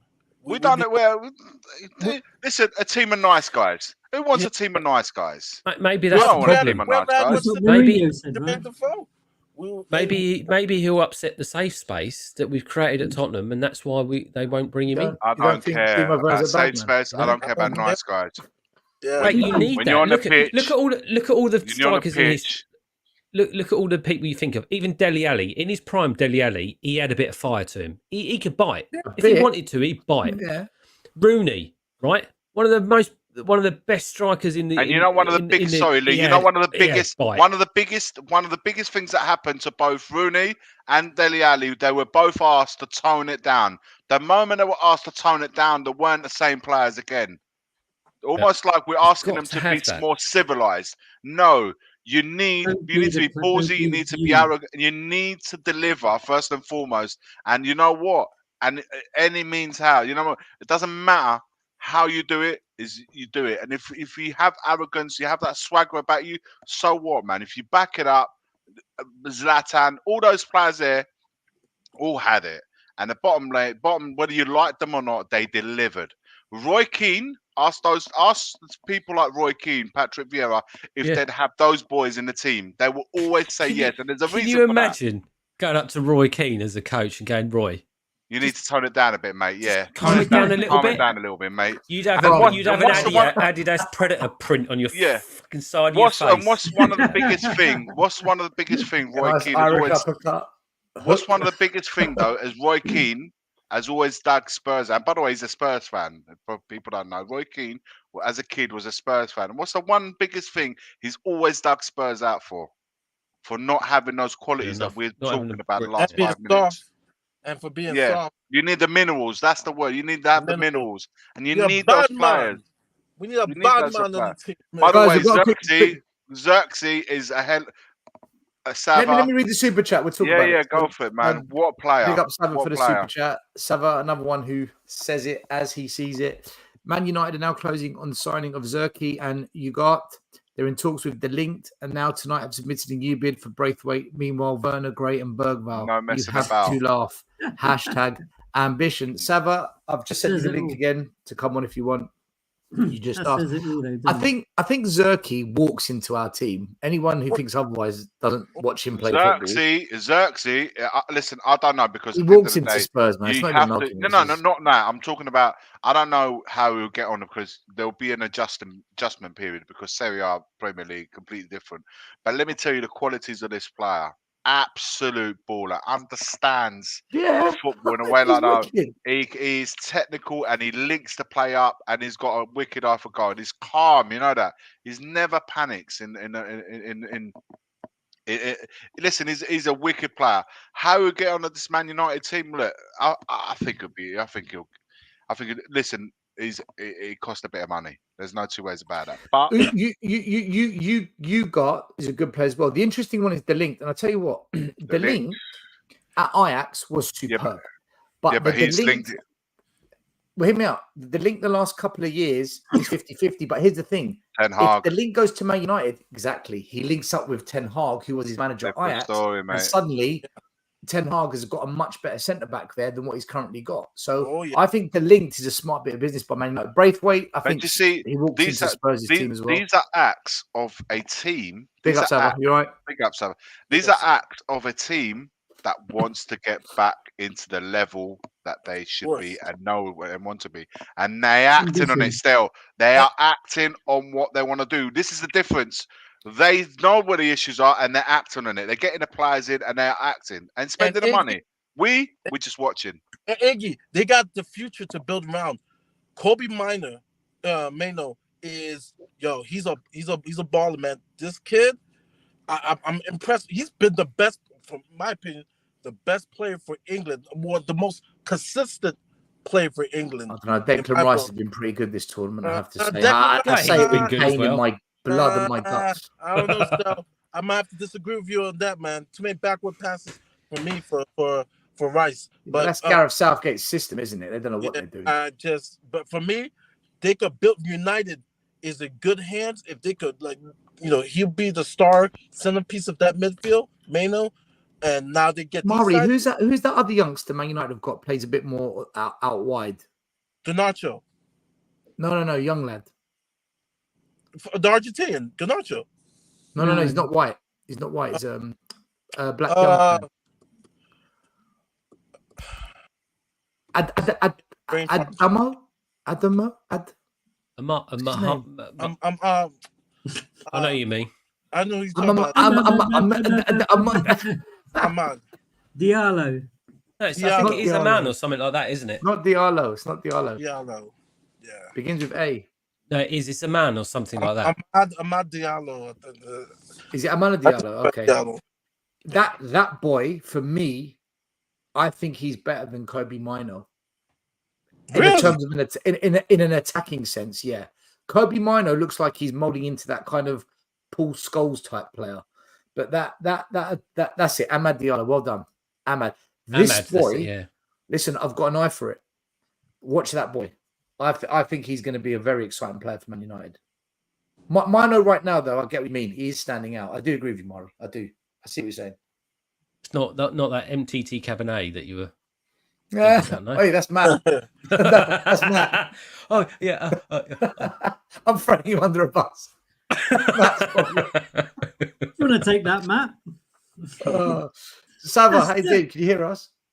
35 million for Delit, is it? Yeah, can you hear me? Yeah. How's your holiday going, mate? You enjoying it?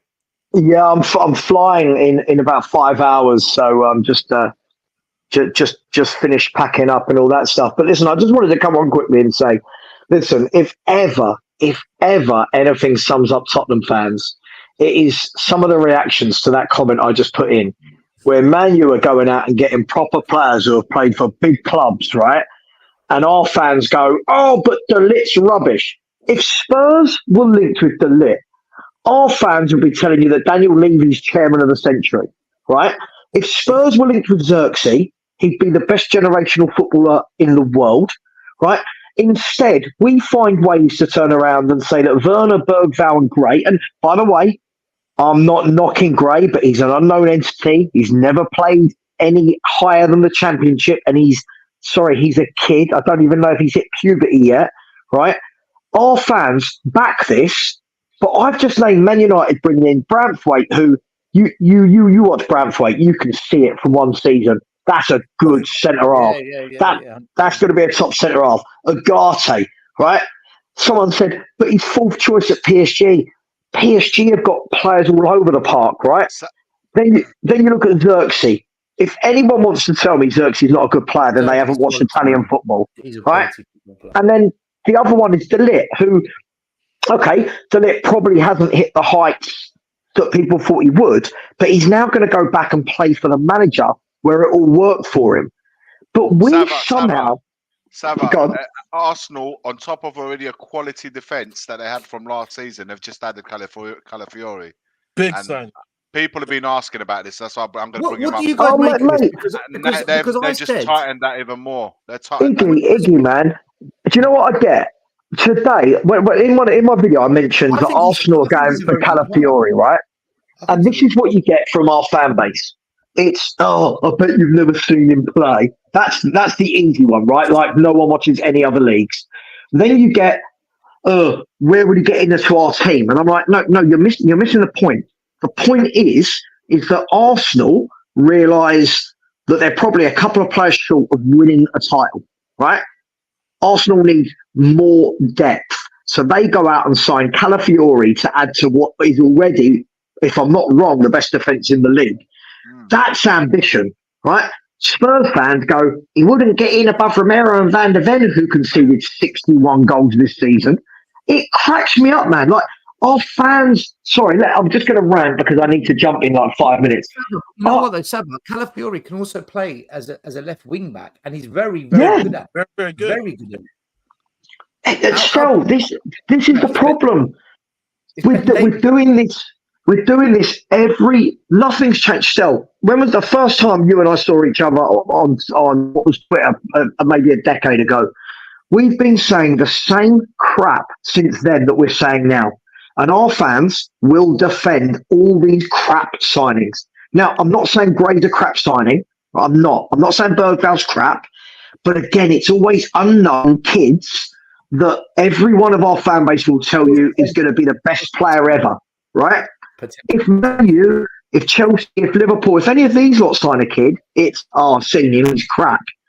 Look, at the end of the day, I look at Liverpool, City and Arsenal as the benchmark, right? And I think to myself, I don't expect Spurs to win a league in the next year or two. I don't. I really, really don't, lads. But what I do expect is, and this surely has got to be the aim of football, is how do we close the gap? How do we close it at least from 25 points to 12 points? Now, for me, that's not being closed by bringing in Bergvall, Gray, Timo Werner. Man United have acknowledged, hang on, we need deeper squad. Man, you were going out there and buying household names, that are exciting. I just think the difference is mad, and I'm so utterly fed up with not only the failure of our club, but half the fan base constantly celebrating this path to nowhere. Constantly. Ran over. Well, my issue with Archie Gray is that it's a punt. He could turn out to be a Dele Alli type player for us. He could turn out to be a Jack Clark, and it's this punt taking for the price we pay. And to talk about the fan base, not one Spurs YouTuber, podcaster, person on Twitter, nobody said, I hope we get Archie Gray this summer. It was Eze, Tony, Elise. As soon as we got Archie Gray, yes. It's like, but nobody said that. Nobody said that's the player you wanted. But we've got to big it up because he's signed for Spurs. Look, I hope he turns out to be brilliant. But it is a punt. We don't know. Stel, let me ask you a question. Stel, can I just ask one quick question that I've really got to go, right? One quick question. Yeah. So far, and yes, I know we're going to get the window's not shut. You don't know what's going to happen. I know what's going to happen. I'm well studied in Leavenomics, right? Does one of the 3 signings so far that we've made improve our first 11? No, not in my opinion. I don't know about you guys. Do you guys think that anyone improves the starting 11? I think bringing Timo back puts it down more. Maybe Bergvall. Maybe. Yeah. Look, I've got to go, guys. I've got to go. Listen, I love you all. I just have to, every now and then, I have to vent at how stupid, I'll call it as it is, how stupid our fan base can be. I think, we're on a path. And they pumped out that Jonathan Turner video. Oh, Levy's brilliant. Not one person asked Jonathan Turner why we've won 1 trophy in 24 years. Anyway, I've got to go. I'm getting on a flight. Love you all. And the top row, grow some hair. Love you guys. Bye. Take care. Bye. Bye. Have a safe flight. And leave our hair out of it. See, gents, this Calafiori situation, right? I'm do you know what? Everyone's asking us about that value for money and all of that. I'll tell you what, this is the one player and one of the reasons why I've completely switched off of looking at anything to do with Spurs and links this season, right? I watch various different channels. I like to watch them, see what's going on, see what people are saying. The amount of people over the last 7 to 10 days that are Spurs fans in these channels going, oh my God, yeah, we're going to sign him. Oh yeah, we got to go and get him. He's a fantastic player, etc., etc. Right. You are being hoodwinked by all of this social media crap that is absolute lies. You go look back, and I know sometimes he doesn't always get it right, but you can say 99% of the time he gets it right. Romano has been posting about this kid for a week. Never once has Tottenham ever been called out as a person of interest looking at this guy. The only people that have been on there is Juventus, Arsenal and Chelsea. And guess what? Arsenal have got him. So for all those people out there, I'm having a rant. Jesus Christ, this is unlike me having a rant. All these people, stop looking at social media. Stop looking at all these made up stories about links. I know Maz hates Lange, but Lange has come out and said, I do not air my dirty laundry in public. I do everything behind the scenes. Even things like, links to Tony, Eze, it's all rubbish until you see something in solid come out to say Romano going, yeah, okay, we're in for him. Yeah, they're sniffing around. Everything is just complete waffle. That's the one that's killed it for me. So many people I've seen going, oh yeah, we're going to sign him. It's great. Yeah, there's been links to nothing whatsoever. I absolutely killed me this week, guys. No, mate. Honestly, we go for this every year. I don't listen to journalists. I don't think they have credibility. None of them have managed or coached in the game. See, this is the hypocrisy. The same people that say Daniel Levy is a brilliant chairman are the same people that say, oh, but Romano said this. Oh, but O'Keefe said this. Oh, but Ornstein said that. Right. If Daniel Levy is a great chairman, he's not going to go and tell the world what he's up to, because he's not going to allow his cards to be played in public to create a bidding war or to potentially allow someone to come in and hijack the player because they found out we're in for him. Levy's an elite level businessman, so he keeps his cards close to his chest. He's not going to go out and say, this is what we're doing. So you can't say on the one hand, Levy's a great businessman, but then you know what he's up to, because then that means he's not a good businessman. He's played it all wrong.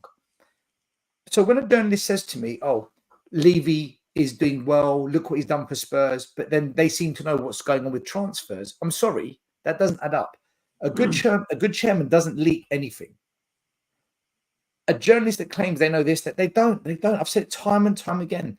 They're in the business of telling you a story. Like Romano will say 10 things. If one lands, told you, here we go. What about the 9 you got wrong? We don't talk about that. That's the game they're in. That's the business they're in. So, look, someone said... But he's one of the better ones, though. Out of all the lot that do this job, yeah, he is one there's of the levels better to ones. it. You've got... Listen, I agree. There's some that are better than others. But in general, none of them know. None of them know. I remember when Romano said the chance of Bale coming to Spurs is highly unlikely, too complicated. 2 weeks later, we bring him back from Real Madrid. 2 weeks later, we brought him back. He goes, I think Spurs will make 2 or 3 signings. We made 7 under Mourinho. I'm like, what is this? What am I listening to? That's when I switched off. They're relying on sources. They are relying on leaks. They're relying on people inside the club. Sky do it. TalkSport do it. They're no different to us. They're no different to us. We're ITKs. You're an ITK. Everyone in the comments is an ITK. It's not. All you got to do is just spread a rumor. You're an ITK. I've got credible sources. Then Daniel Levy's letting the whole world know what he's up to. Don't call him a good chairman then. With Spurs is more different. It's different. Listen, at the end of the day, these guys, they can leak out what it is that the club want them to leak out. So it's kind of almost like sniffers, isn't it? Yeah. Oh, like maybe we could listen, to answer the which question. Journalist predicted we're going to bring back Timo Werner? Which journalist predicted we're going to sign Archie Gray? Who predicted Bergvall, Dragusin? None of them predicted these things. But they want to land with they land with the big players. I don't the players that are the talk of the summer, or players like we've just been talking about in Calafiori. Those are the players like the ones that are hot and everyone wants to know where is he going. Listen, to answer the question I've been asked all night, man, he's a hell of a signing. Arsenal had a really good defense, and I think he's a brilliant player. And you know what? And you know what? Yeah, last season, like that left-hand side as well. I know. I'm not saying that he's going to step in for Gabriel. Maybe he will. Maybe you don't. I don't know. But he can also play on the left-hand side, like you mentioned earlier. And they had issues on that left-hand side. And the qualities that he's got is that he comes out of defence with the ball to feet, like not many defenders do. He can defend for sure, but he's brilliant at coming out of the defence, ball to feet, the way that Rio Ferdinand used to do. That Croatia goal he started, a bit like Van de Ven. Van de Ven can do that. Yeah, he has that. He's quite happy to just turn and just walk with the ball into space. You know what he's got about him as well, that they can now Arteta in games, maybe during the game, can flip it to a 3 at the back and push on at the right back further up if they choose to play someone else. But if they want to play Saka there, perhaps they want to use fullback sometimes. Some games where they might want it behind the goal, they convert to. He gives them so much more flexibility. Yeah, they might have paid over the odds because Milan had the opportunity to sign him for 4 million at the beginning of last season. Then he went to Bologna, had that season. Now look at how much he went for. But he's nonetheless last a young month, player, 22 years old. Last month, brilliant signing in Arsenal. I agree with you. June or May, I was on Spurs Kings TV with Ash Mack, Marlon. I think Ben Ash, from I know Ash has been talking about him. Ben from We Are Tottenham TV was on there, and Ash goes, "I want to show you guys a player who I think can be an option for the left fullback position. The way we play them, where they go forward with the ball, they invert, they play almost like a midfielder." And he showed us 10 minutes of Calafiori, and I sat there watching it. And all I was thinking is, how has nobody found this kid that Ashmatic has? And then he comes up we with went some good silent. ones, JP, we went quiet. And then Ash goes, "What do you think?" I said, "Ash, this guy looks sensational." Like, he's 22 years old still, just turned 22. Ben from We Are Tottenham TV was gobsmacked. Like, wow. And he goes, "We're linked with this guy."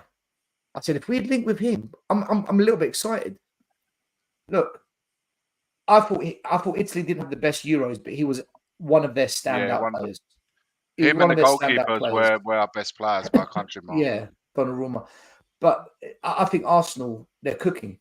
They're doing the right business, and I think he's a kind of player. He's ready. I don't think he needs 3, 4, 6, 9 months to settle in the Premier League. I think he comes in, and I think Still, once he gets up to pace, I think he's he ready. just turned 22 in May, firstly. So he's only recently just turned 22. Also, leading up to this Euro, he only played ever for Italy 2 warm-up games leading up to that Euro. That's all the experience that he had in terms of international football. So he went to that Euros only having played the last 2 friendlies leading up to it. So he was not only did he go into the Euros, but he went there as a first teamer. He hit the ground running at that Euro. So like you said, he's ready. And I think with Arteta and his young Arsenal team, I think and you got to look at, and this is the biggest thing that people need to understand when a player signs for a club, a new club, and even more so if he signs for one that is in a different league. You got to look at the context that he's coming into. Our Arsenal, if you look at them as they are now, is he coming to a brilliant context in terms of for him to succeed, have a highest percentage of succeeding? The answer is yes, because they already have a really good defense. They've got Declan Rice, Party in that midfield. They're set up so brilliantly that he can only go one way, and that is to do well. So Angus is a good player, defensively sound. But the best quality that he has is coming out of defence with the ball. So if your playmaker cannot get on the ball, he can take that leadership from a few yards back. I'll say it now. Man. I'll say it now. They've got Timber coming back. If they sign Calafiori, the son of number 9. They need the 9. Yeah, I was gonna say if they sign Calafiori and a proper number 9, I would honestly have them as my favourites to win the league next year. Yeah, I agree. I'm not writing off Man City. You can never do that. You can never. But Liverpool are going to have their own sort of bit. I think Arsenal are that close. Those 2 players, I think that's going to be the difference. Because last year they matched Man City. They beat them at the Emirates and they drew with them at Etihad. The gap has been closed. So I hope. Listen, I hope they don't get number 9. I don't know if that's a massive signing for them. I don't know if Juve are gonna try and hijack it last minute. I don't know, man. I think for Juve to hijack that deal, they have to maybe sell 1 or 2 players to generate the money to then do it. And I don't know if there's the time that he's got because he's on holiday. You say that, but isn't that what they did when they signed Vlahovic? They got rid of Bentancur and Kulu to Spurs in order to get the Vlahovic deal. They have to move quite quickly because I think as soon as his holidays are done, he's going to come and sign. I think, I'll be honest with you, I think Bologna will be far more happier to sell him to a team outside of Serie A because they can get more money for him. That's what I think. So I think Juve have maybe moved a little bit too late for this one, and I think Arsenal are favourites to get him. But look, Fran, never say never, man. At the end of the day, if Juve can come up with something, they might get him. But I think if Arsenal get this on the red line, good deal. And like I said, with Gabriel and who's the other one, Saliba. Listen, man, you got to defend not only for this season, but you got them for the next 3, 4, 5 seasons. To be fair to them as well. To be fair to them, they've been building for 6 years. Next year will be 6 years under Arteta. It's not that. Still, they're bringing in a player that is not going to be around for 1 or 2 seasons. This can go on for 4 or 5 seasons now. You know, this is. Yeah, but isn't that what we did with the Dogi and Vicario and Van de Ven? Haven't we done the same? They're not here. They're young. They're not here for. True, but if we don't add good players to that, Vicario and the Dogi will keep looking around them and year after year thinking, "What we doing here? What we doing?" But kind of the same like Romero, isn't it? We've got all these youngsters coming through, and they're like, "What we doing here, man? Are we going to win this is what divides fans, though. This is what divides the Spurs fan base. There are some of us. I think our channel's linked this way more. Well, we do. We want proven, established quality. Start bringing in big names. Justify this £1 billion stadium. Mix it up a little bit. PSR power. Show us some real quality that gets us off at the edge of our seats and excited for the season. Whereas the divide is you've got other fans saying you can't see the project. It takes time. We're going down the youth route. We're building. Brennan Johnson will come good. This player's going to come good. Timo Werner makes sense. And but this is what I'm saying. This is where fans are divided. It's how. I think all fans, let me just bring in Alex. Big up, Alex. Welcome to the show. I think all fans deep down want us to win trophies. I don't think there's a fan that doesn't want trophies, but what divides us is how we get there. Some fans want it to be a project. Some fans want the here and now, get the established players. Let's time is of the essence. Other fans want some sort of journey and a fairy tale. Others don't care as long as it's a self-sustainable way, not a Chelsea Man City way. I think the path to where we want to go is what divides us. So here we're saying, look, just bring in some quality, start signing top level players, because we don't see how we can get to the final destination any other way. Whereas other fans will say, no, it's coming, be patient. And then we respond by saying, but we've waited 25 years. What do you mean be patient? But now's our time. FFP is going to... Don't you think that's the issue here? Like when we're arguing over Calafiori, when we're arguing over Archie Gray, when we're arguing over Chiesa, it's all about how we get to the destination. We don't agree on that. I don't think we'll ever agree. I don't think we will ever be in a situation as Spurs fans, as a whole, we will always come to an agreement, because the first ones that divide us is the club itself, with their strategies and when they're not clearing up for all of us which direction it is that they wish to take. Is and what the strategy is, right? And for as long as they don't clear that up, maybe that's their strategy. They don't clear it up. We divide. We never divide and conquer. Can I just say this, Iggy? Well done for understanding what I've been talking about for the last year or so. Yeah, because I'll tell you now. Well done, mate. Well done, mate. This is why I love you, mate. Because at least I'm sorry to interrupt you, because I always keep people in suspense and just listen, but I have to say it because we have some stupid people in our fan base. I've got to be honest. And I'm sorry. I have to say it. I have to say it now. And I'm sorry. I'm done. I'm done. Yeah. By the way, the voice of the voiceless is turned up now. Yeah. The voice of the voices has turned up. Yeah, it's another saying for Mr. Box Office, the main event, the Professor of Truth and Entertainment. The voice of the voices. Yeah, the people's champion and everyone's guilty pleasure, and that's it. And the nightmare as well, because I'm going to be a nightmare this season, bruv. I'm going to be a nightmare, absolute nightmare. Yeah, and I don't give a damn. Yeah, this is the fourth year. The fourth year Mr. Box Office has been on YouTube. Yeah, and what's he seen? What's he seen? The same old thing again. Again and again and again, yeah. But I'm told, oh, you're negative. Oh, Alice, why can you stop doing like that? Why can you stop doing that? I'll tell you a little story, yeah. I'll say it on Mr. Box Office TV, and I'll give you a little spoiler as well. It's the same like Sava. Yeah, he's put it brilliantly on his channel. Go and watch it, yeah.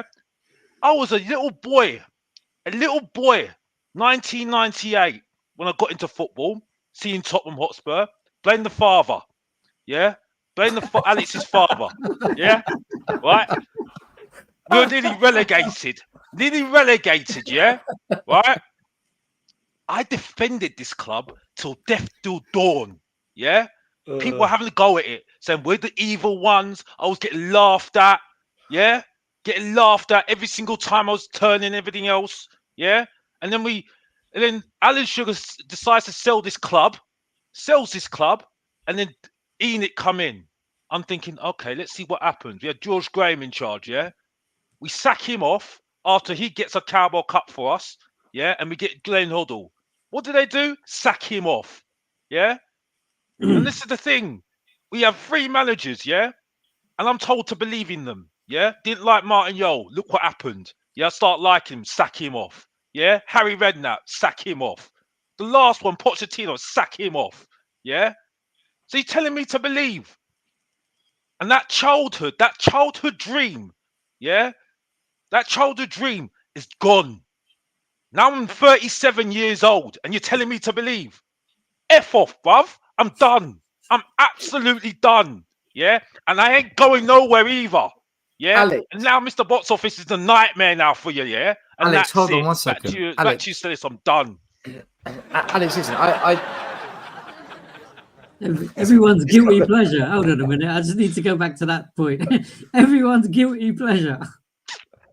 Alex, I don't disagree with what you said in terms of believing in projects and be patient. I'm on your side totally. You know I am. But on this occasion, do you not think we should just wait and let it play out? and actually see what happens. Let's see where we are at the end of the window. Because I've been saying this even before the last 2 weeks. I said I am going to wait to the end of the window. I'm 90% sure what's going to happen. I don't think it's going to be what we want. But should we not wait to the end of the window before we decide and start? I said I wasn't basing it on the transfer window, Stelios. I said it all day long. I said I can't base it. Okay, on the but if we window. sign, all right. Let me put it this to you then, Alex. If we sign Eze, we sign Caravascalia. I'm just hypothetically Caravascalia and Tony. Suddenly, the starting 11 is not too bad at all. I don't believe in the manager, mate.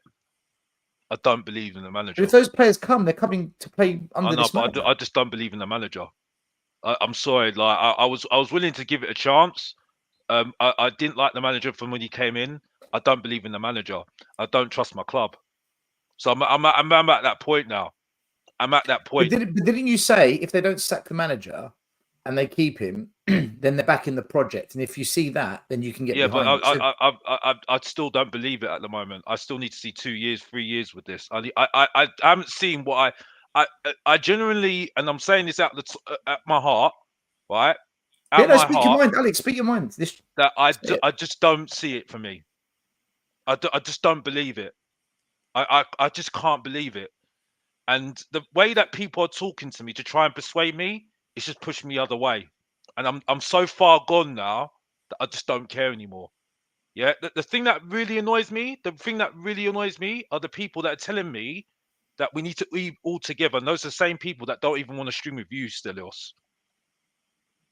So it's like you're telling me to be like all together. You're telling me to be all together, yeah? Right? You're telling me to be all together. How did I get punched? It's like you're telling me to be we need to all be together, but you don't want to stream with other people.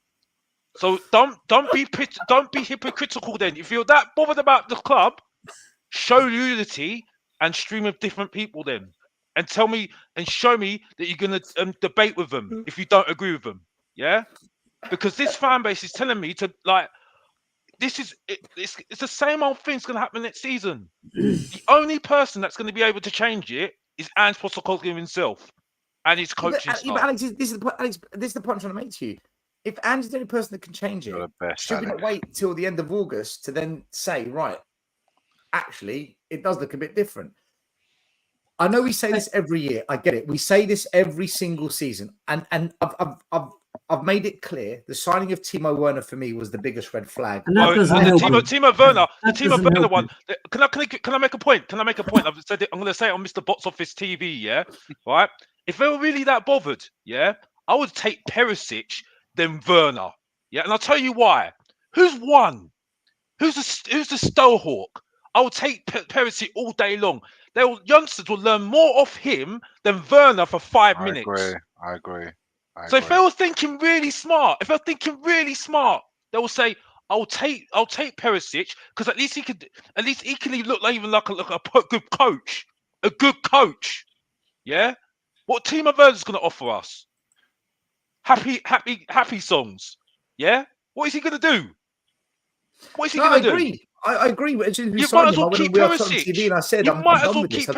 Perisic, the first 10 games, was having more impact than Timo Werner the last how many years? Alex. Perisic has won in Germany, he's won in Italy, he's represented his country. He would actually have somebody, even if he's not playing a whole lot of games, to have somebody there to say, look, man, this is what makes a true professional winner. And I think just to back up the fact that Werner came in as a start, which is not a great start, then we go and get a coach from Hibs, right? Who didn't even last a year, right? Listen, I'm just. Sorry, Lee. I don't want to alarm you, mate. I'm sorry. I love you, Lee. By the way, I came into the house on fire, man. Sorry, Lee. Mate, I'm used to it. Don't worry about that. It's fantastic, mate. Him and Maz, best friends. You all know where I stand on this. I couldn't be any more clear on social media, on this channel, on our channel. I couldn't be any more clear with my stance. And all the channels that he's invited on. and all 2 channels that I'm inviting them out of the 16,000. I don't know. You said, "Can I come on?" I let you come on. You just. I'm sorry still. Well, you know I meant well by saying that. You know I meant well, but it's You did great. Yeah, cheers, nice one. I'm sorry, but like we you know where I stand this, but don't you guys agree though? I know Alex doesn't. Fair enough, but don't you agree we should wait and see by the end of August? Should we not? You're right. We should wait and see, but history tells us that we're going to be seeing exactly the same things that we've seen previously. But I'd rather go in now. I'd rather go in now and say, you know what, I got it wrong. Come end of August, I got it wrong. I'll be happy to come back. Let me rephrase it. Let me rephrase it. We've got to let it play out. Yeah, of course. We've got to let it play out, right? Of course. But I can retract. I can come back at the end of August and say, you know what, fair play to Spurs. I'll be happy to come back and say that. If it means us doing doing what we got to do, fair enough. But we know it ain't. We know we're not going to come back. That's the thing, Iggy. You kind of know, right? You know, deep down in here, you know. You know that ain't going to happen. As I've said to you all before as well, I'm on a different plane because of the fact that although I've supported Spurs since I was 10 or 11, first live match that I ever went to, the first stadium I've ever went to, I haven't been as involved in the politics and this kind of stuff as some of you have, right? So I haven't seen what's been going on. Understand? I just watch Spurs, see him come and, see what we achieve. Not very much, etc., etc. Joining you guys and coming onto these and coaching and starting my coaching stuff and all that kind of thing really has opened my eyes. Now, I'm still a lot more pessimistic about the situation, and I know Maz will love that when he finally comes back, because we are on like the different sides of the fence. And I was very much of in the opinion that we had to get things done early. I don't think that I think alarm bells should start ringing at least a few weeks before the end of the transfer window, because I think that's when you start almost panic buying, right?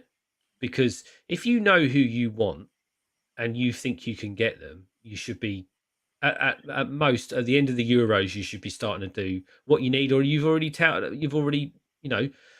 started making communication with agents and stuff like that. So the next few weeks, next 2 to 3 weeks is where I think it's pivotal that we start getting players in, especially in pre-season. But the one thing I am going to say, and let's be very clear about this, we shout all these names out. We shout out the Netos, the Ezes, the Tonys. We shout all of these names. That's great. We don't know that Ange still thinks that any of those guys are what he needs for his team. So don't be disappointed if we end up with completely different players, not of this ilk, still players from other teams that we don't know, or kind of Serie A or Italy or some other league in Japan or something like that, because that's more of what he does. So I'm just sitting here waiting to see what happens. I'm not saying I know what's going to happen because of all the last 23 years. I get that and I understand it, and I completely understand where you guys are coming from. But I think there might be a few surprises in the next 3 or 4 weeks, because I don't necessarily think the household names Ange has ever said these are the guys I actually want. Right? These are even in my plans, because I don't believe any of the shit that goes on social media anymore. It's just absolute awful as far as I'm concerned. So I think 3 weeks time, then we'll start seeing, you can start clenching your ass cheeks and seeing what's happening. Because otherwise, we're going to start panic buying at the end of the window. Guys in the chat, if you disagree with what Sava thinks, if you don't like what Sava says, fine. Attack his argument, not him. Some of you are making personal attacks, right? If you carry on with the personal attacks, I'm going to time you out. Keep it football. This happens all the time. Rather than attacking the argument, Sava mentioned 4 players, right? If you want to attack his thoughts on those 4 players, attack that argument. Once it gets personal, guys, the whole thing collapses. And this happens all the time on social media and channels. Just keep it football. Also, People saying, come on, Stel, you know how it ends. I've said I'm 90% sure how this ends, but you have to let it play out, is my thinking on it. We have to actually let it play out to then say, right, told you, it's happened again. We were saying it. Because if we do sign 3 top players, massive if we get 1, hallelujah. If we get 3, the conversation changes. It does. Do I think we'll get 3? I hope we get 1, man. Do you know what I mean? But just to answer James Flower's comment about there, for me, I think Ange wanted Conor Gallagher. I couldn't, you might be absolutely right. If we don't get him, has Ange been backed? This is all down to context, right? I mean, I think we've all said I don't think necessarily Gallagher makes us any better than what we've got now, but Ange might see something in him. But that doesn't take away from the fact that we know, because of what's been said out of the camp, that he doesn't want to leave Chelsea. He doesn't want to leave them this year. If he's going to leave them, it will be on a free, or he wants a new contract. So the likelihood of him coming to actually come to Spurs anyway is pretty slim, because he just simply doesn't want to leave Chelsea. So it's not, but that's not Ange not being backed. That's a player not wanting to come to us. So that's slightly different. Plus, to be fair, Lee, I thought Højbjerg looked a lot better than him. In that game. He was getting big ups at Højbjerg, wasn't he? When he's been playing, it's a different. Again, though, it's all down to context, isn't it? It's the difference between 38 games a season in a league compared to what is basically a cup final every game. If you're that type of team, it's a completely different scenario as to how you play. Tournament player. Yeah, I mean, guys, listen. Sorry, I'll finish on this one. No. This is one of the things, right? Look at how much Dragoson's been bigged up over 3 games. Honestly, I was messaging these guys one night saying, "Have you seen Dragoson play tonight? He looks like he's going to kill someone." He was absolutely going through people like you wouldn't believe, and I was like, "That's the kind of thing, that's the kind of Romero that we had in the Premier League." Although Lee, when he played the high line against Belgium, he got ripped. He can't play the high line. This is exactly what I want, and I wasn't going to steal your thunder, mate. But you put him against he played against Belgium, and he was getting. They were giving him the running around. Lukaku, for crying out loud, how is he now? 450 years old, and he was giving him the run around. De Bruyne outpaced him. I know. So it's all context. It's over 38 games is a completely different player than it is over 2 games that they have to win. For me, I'm actually more worried. Not so much the players we don't bring in or the players we don't get rid of. Although I'm always concerned about transfers because every manager fails because of it. I'm actually concerned about Ange's ability to adapt to teams that have a plan to beat us. His inability to adapt is a bigger concern for me. He did it towards the end of last season a little bit, which gives me a bit of hope, thinking, right, maybe the penny's dropped and next season we can see more of that. But if we go into next season with that stubbornness again against teams that have just sussed us out, listen, it doesn't matter who you bring in. Your tactics are going to cost us. It doesn't matter. So that is something that I want to see from next season. He's got to adapt. He has to. I will batter on this until I'm blue in the face. If we do not get a competent number 6 that is a defensively minded midfielder, because you see what happens when you play Basuma in there and people are running past him and he's just watching them run past. We are fans are saying Archie Gray's the number 6 rolled over again. Some fans are saying Archie Gray's the number 6. Listen, and this is one of the things when you watch this boy play, and as I said, I have seen him play a few games last season for Leeds and stuff like that. This kid is a tackler. He's a great tackler of the ball. He takes the ball off you pretty easy when he wants to. But he hasn't played there enough. He played the majority for Leeds at right back last year. Let's get it right. He is a central midfielder. I get that. But he hasn't had enough experience in that role. You can't chuck him in there from day one and say, you're going to be my new number 6. It can't work like that. Right. This is what I was going to get onto. Don't you think for a position that's so crucial to what you're doing, that you ask any fan, everyone says we need number 6. I don't think there's any fan out there that doesn't say, when it's that crucial, don't you think it's got to be experience? Absolutely. Like Arsenal, when they bought Thomas Partey, then Declan Rice, they just went for experience because it was too important. I think I agree. I agree with Still. I think you have to be mature to do it, and I get confused about people saying that this guy's going to be so good. He's 18. He's a kid. Like, what were you doing when you're 18? You know what I mean? He needs that, right? I tell you what, you take Archie Gray, send him to Man City, and you get him to play as an understudy to someone like Rodri. 2 or 3 years time, he could become one of the best number sixes in the world. That's a fantastic You put him in Arsenal, you put him in our team, and we've got no player. This is what I keep harping on about these youngsters. You've got to have experience there for them to learn from. Otherwise, they're not going to get the tools that they need to progress as a player. This is exactly what I've been saying, Lee. It's a spot, and I feel unfortunate for them. Not you know, I'm not going to dig on them. It's the way the club is. That's why I said Perisic. Right. Not, you know, you got rid of Perisic, and he's experienced. He's got all those trophies, and kids will love him. They'll learn a lot off him. And I think we're doing it all wrong. And I just want to answer the question about the transfer window. Yeah, right. Well, why I can't wait to the end of the transfer window? But they told us what we're going to do this transfer window. They told us already. You know what I mean? So for me, I don't listen. It's not just the transfer window for me. I can't stick on the transfer window for me. It's the way that this club acts the next 2 years. If this is a long-term plan, act like a long-term plan. Jonathan Turner said, you know, we brought in Johan Lamb, we brought in Scott Munn, we brought in Simon Davis. It's not going to work after 24 hours. It's going to be long-term. Well, you've not acted like that for the last how many years now? You could have stuck with certain managers long term. You didn't do it. Weren't they talking about the business, Alex, not the football? Like the business, like Daniel Levy wants new opportunities of earning income. That was a business podcast. It wasn't a footballing podcast. They weren't talking about football. Fair point. I mean, I still think for me, I thought his relevance to the football when he was relating to the fans, wasn't he? You know what I mean? So.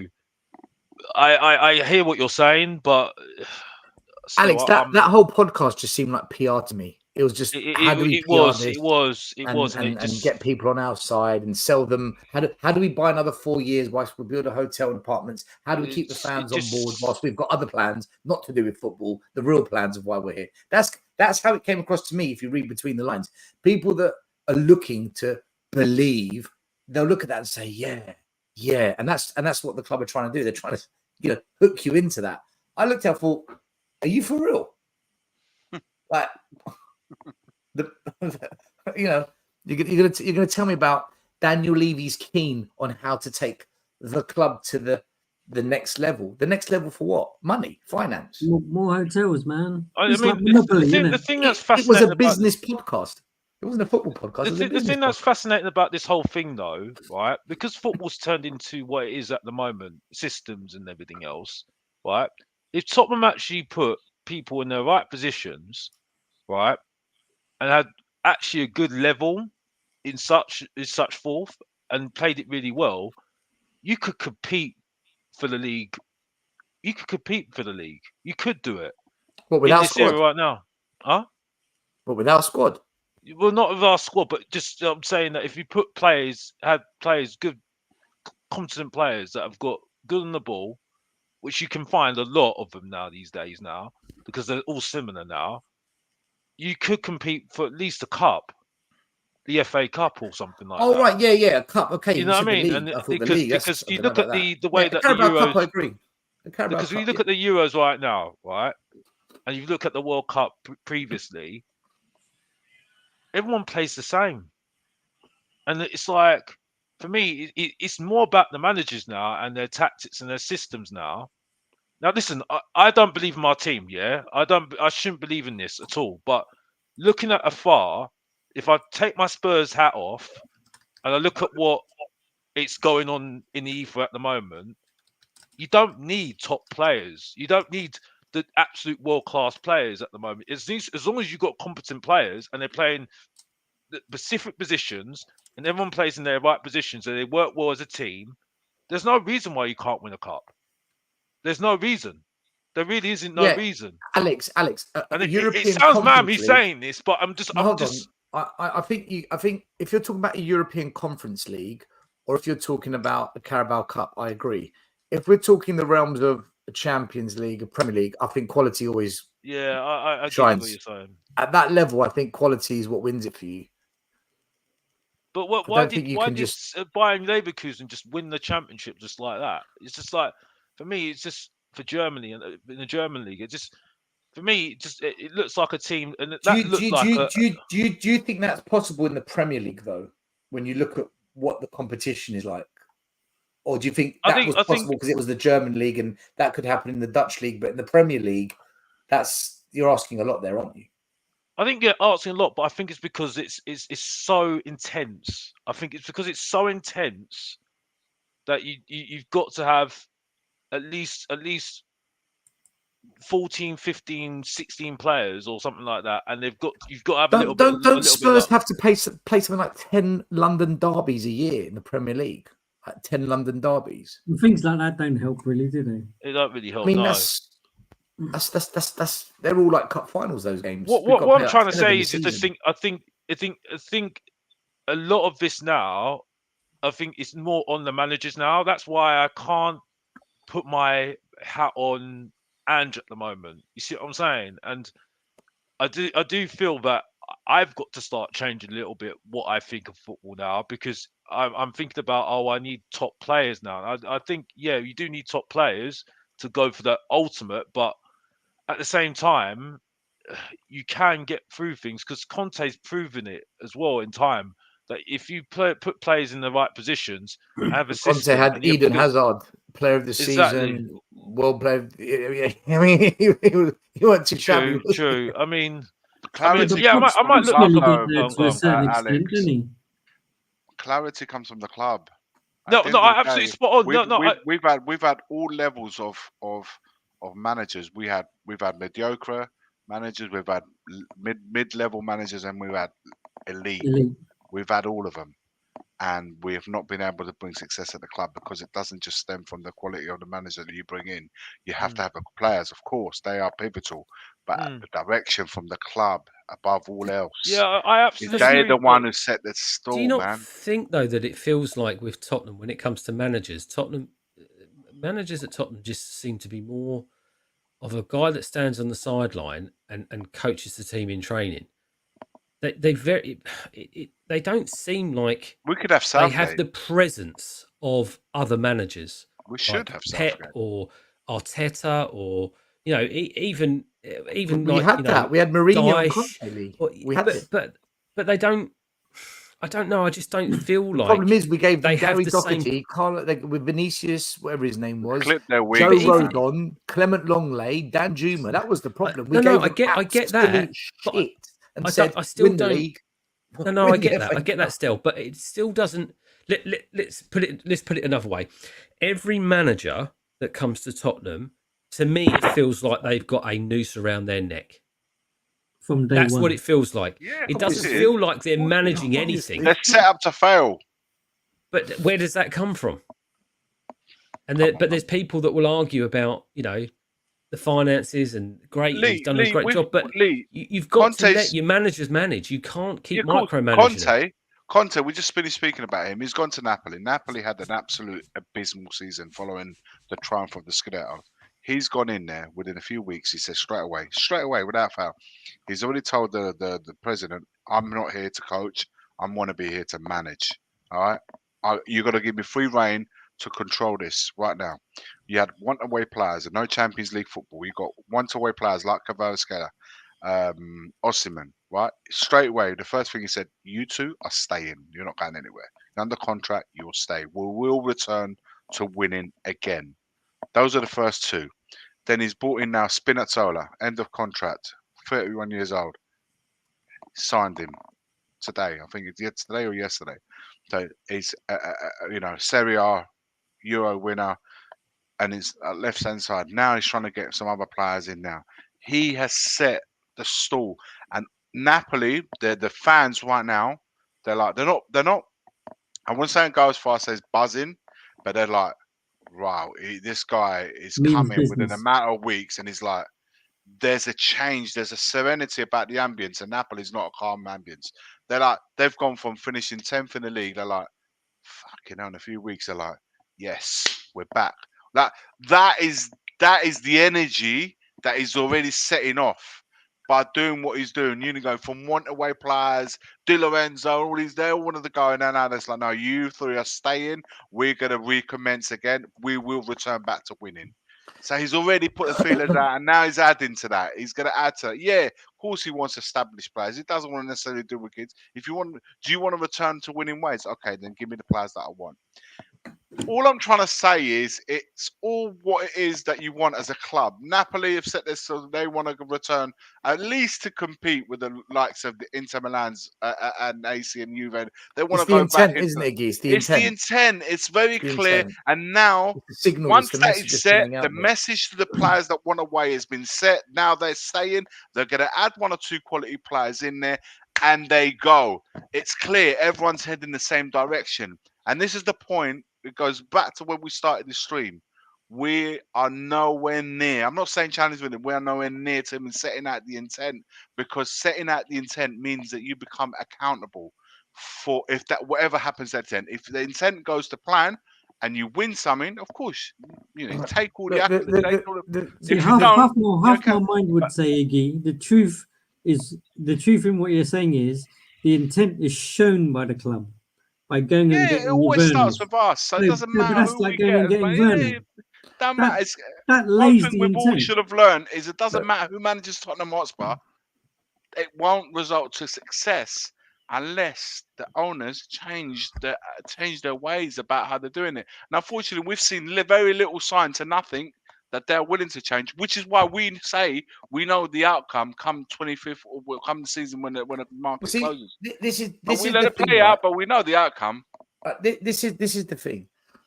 No fan can argue. We've won nothing in 16 years.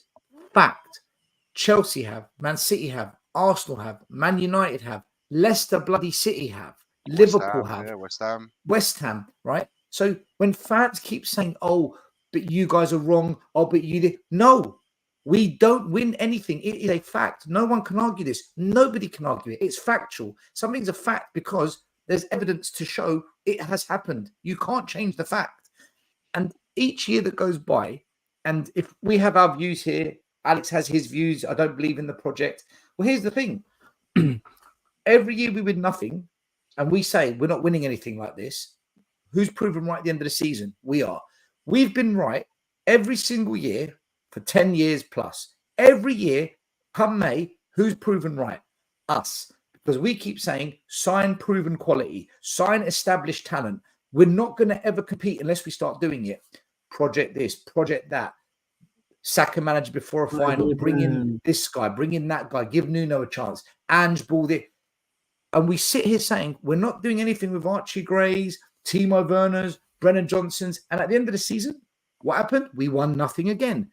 Every year we're right. You can't predict any more positive outcomes than us, than being right. We're right every year. All the other fans tell us we're wrong, we're this, we're that, we're negative, we're toxic, we hate the club. Every year, they are wrong. You are wrong every single year because when you say we're going to win the league, trophies are coming, be patient, we're going to win the Carabao Cup, Terry Venables died, this is the season they're going to do it for Terry. Every year, you're proven wrong because come May, we win, we as a club win nothing. Why should I listen to anyone that's always wrong? Every year, you are wrong about Spurs winning silverware. Why should I listen to anyone that's wrong? And yet, we sit here, call this, call that. But who's right coming into the season? Is it the accountant? Is it the financial guru? Is it the one who thinks he's a top coach? Is it the journalist? Is it that channel? Is it this podcast? Is it people? The only ones that have been right for the last decade have been fans who have said this ownership, this chairman, and the way they go about transfers doesn't work. And every year we're proven right. Why should I listen to anyone that's always wrong? And Iggy, that's how I look at it. Everything you just said, that's how I sum it up. You can't be more positive than being right every year. We are right. Come the end of May, we are correct. You know every what? single year. For me, I would love to. And then people in the chat are going to say, "You don't know what you're talking about." That's fine.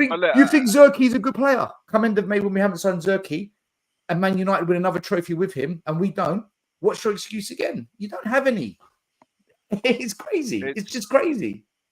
I don't know, man. For me, it's never been about like sitting in, slamming and saying, "No, we're right again" and stuff like that. I don't do and say I'm things. not saying we're right, we're wrong. No. look at us, we're the best. I'm saying that we I say you see can't win something. trophies Yeah, unless you I sign see quality. something, and I call it for what it is. It's not for me. It's never been about clickbait. It's never been about moving with the grain, like moving here, moving there. For me, I haven't seen anything to make me think there's going to be a different outcome to the last season and the season before that. The only time, and the guys have been with us, maybe not the newbies that have come on board and following us now, but the guys have been a little bit longer. We're here perhaps when content. The only time I felt something was that second half of the season where we finished fourth. That was the season that I felt something. I truly believe that getting fourth spot would be the kickstart of Conte's era at the club, and how I felt after that. The North London derby at the White Hart Lane, we made it ahead of them, and And then we think signed from with that, Charleston, Jed Spence, Clement it's those Longley, crossroads. We've had Fraser a few. Foster. Yeah, we've had a few crossroads, right? We had it, the Liverpool Spurs after the Champions League final. There was crossroads there, and I felt like with Spurs and Arsenal, we was at that crossroads after that North London derby. And sadly for us, it went one way again after the Liverpool Spurs final Champions League, and after that North London derby, you could see Arsenal. Went downhill for them after that North London derby.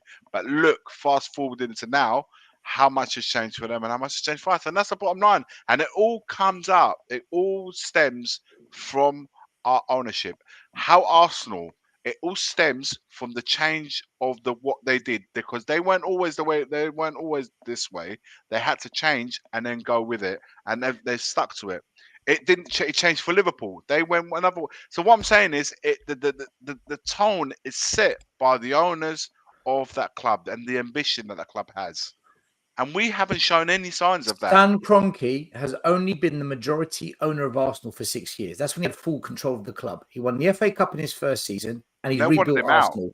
They wanted them out. They wanted him out. But in 6 years, he's won an FA Cup, and he's made Arsenal title contenders. If you look at his work in America, he bought the LA Rams. They won the Super Bowl.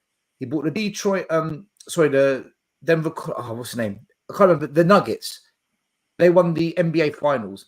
He took over something. I think it was Colorado. Could be wrong. He bought an ice hockey team. They won the Stanley Cup. He's even won a lacrosse competition with the team.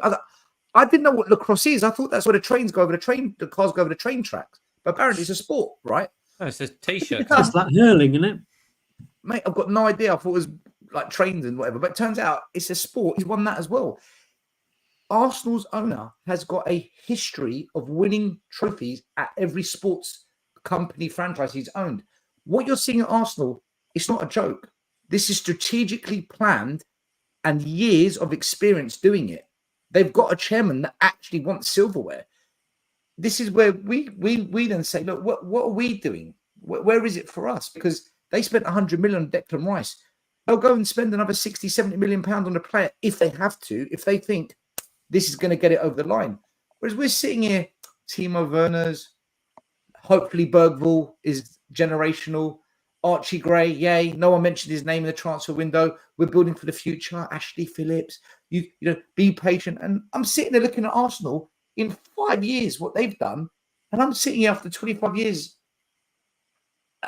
I don't make sense of it. And I think of course it stems from the owners. And at the end of the year, like I said, when we continue to win nothing, who is right? Tottenham away. And then we get accused of you by subscribers, you by viewers. How's about we speak the truth and people kind of like it? How's about we say it as it is and people say, do you know what? I don't mind subscribing and listening to what they have to say. How's about that? Have you ever thought that? No, because everyone else says the opposite, except for a few channels like Sava, Tottenham on Tour. You know, Iggy, you got what I said, right, about what is the plan. When I say this to people, they say, well, the club don't have to say what the plan is. They don't need to say it. What are you talking about, Alex? What are you talking about? So it's got to explain what the transfers are. What is this? What's that? What's this? Daniel Levy don't say it. And I say it back to them. I say it straight away to them. I say, well, don't tell me about the manager then. Don't tell me about the manager. Alex, how do you, if your vision, if you have a vision, when you have a company, whatever your target is, whatever line of work you're in, and you are the helm of that company or whatever it is line of work you are, and you have people that work with you. If you don't share your vision with them, how do you expect them to what are their targets if they don't see the vision? You have to share your vision. You cannot keep it to yourself. Otherwise, just have a company with just you on your own. You have to share your vision with everyone, because that brings everyone, the target is the same. We're all heading to that same direction to achieve that. So the club should share their vision with us fans, but we can get on board with it. I say it many times. We might agree or not agree with it, but at least it's a plan. You can see that there's something in action, and it may come to fruition further down the line, and you can jump on board afterwards, believing it afterwards. It may take you a bit of time, but if people don't share that vision, the club in this case doesn't share the vision with us as fans and the team and the manager, where we can all align and get this action moving. The reason why they don't do it is very clear. They don't want to be held accountable for it. Yeah, and true.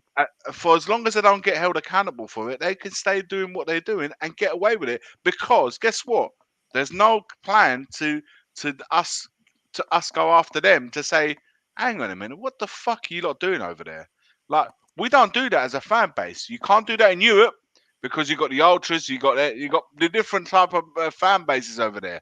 That if you start messing about and pulling their heartstrings and messing about with their team, they will let you know about it. But we don't have that mentality here at this club. We don't. Up north, they've protested many a times, and they've come up triumphs of that. Arsenal, they did it as well. Chelsea did it as well. We don't have that culture, and because you know why? Because this club is very divide and conquer. The fans kind of lie. Look, there's in the comments tonight, there was arguments there because people don't. Just don't. We just Yeah, but we the can't. people Even with the people facts that that present themselves, we haven't won. We've won one trophy under 25 years under this. Fact. This is factual stuff. Fact. We still argue that, man. We still can't come to an agreement with what's the fact. thing is, right? I don't know, man.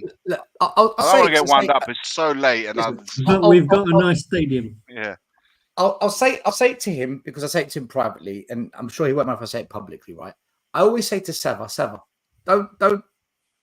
don't get too involved with the comments in the chat, right?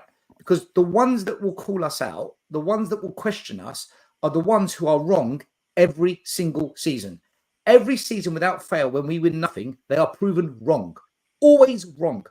We are proven right every year. Sadly, and I say this sadly. So out of respect, we let everyone have their say.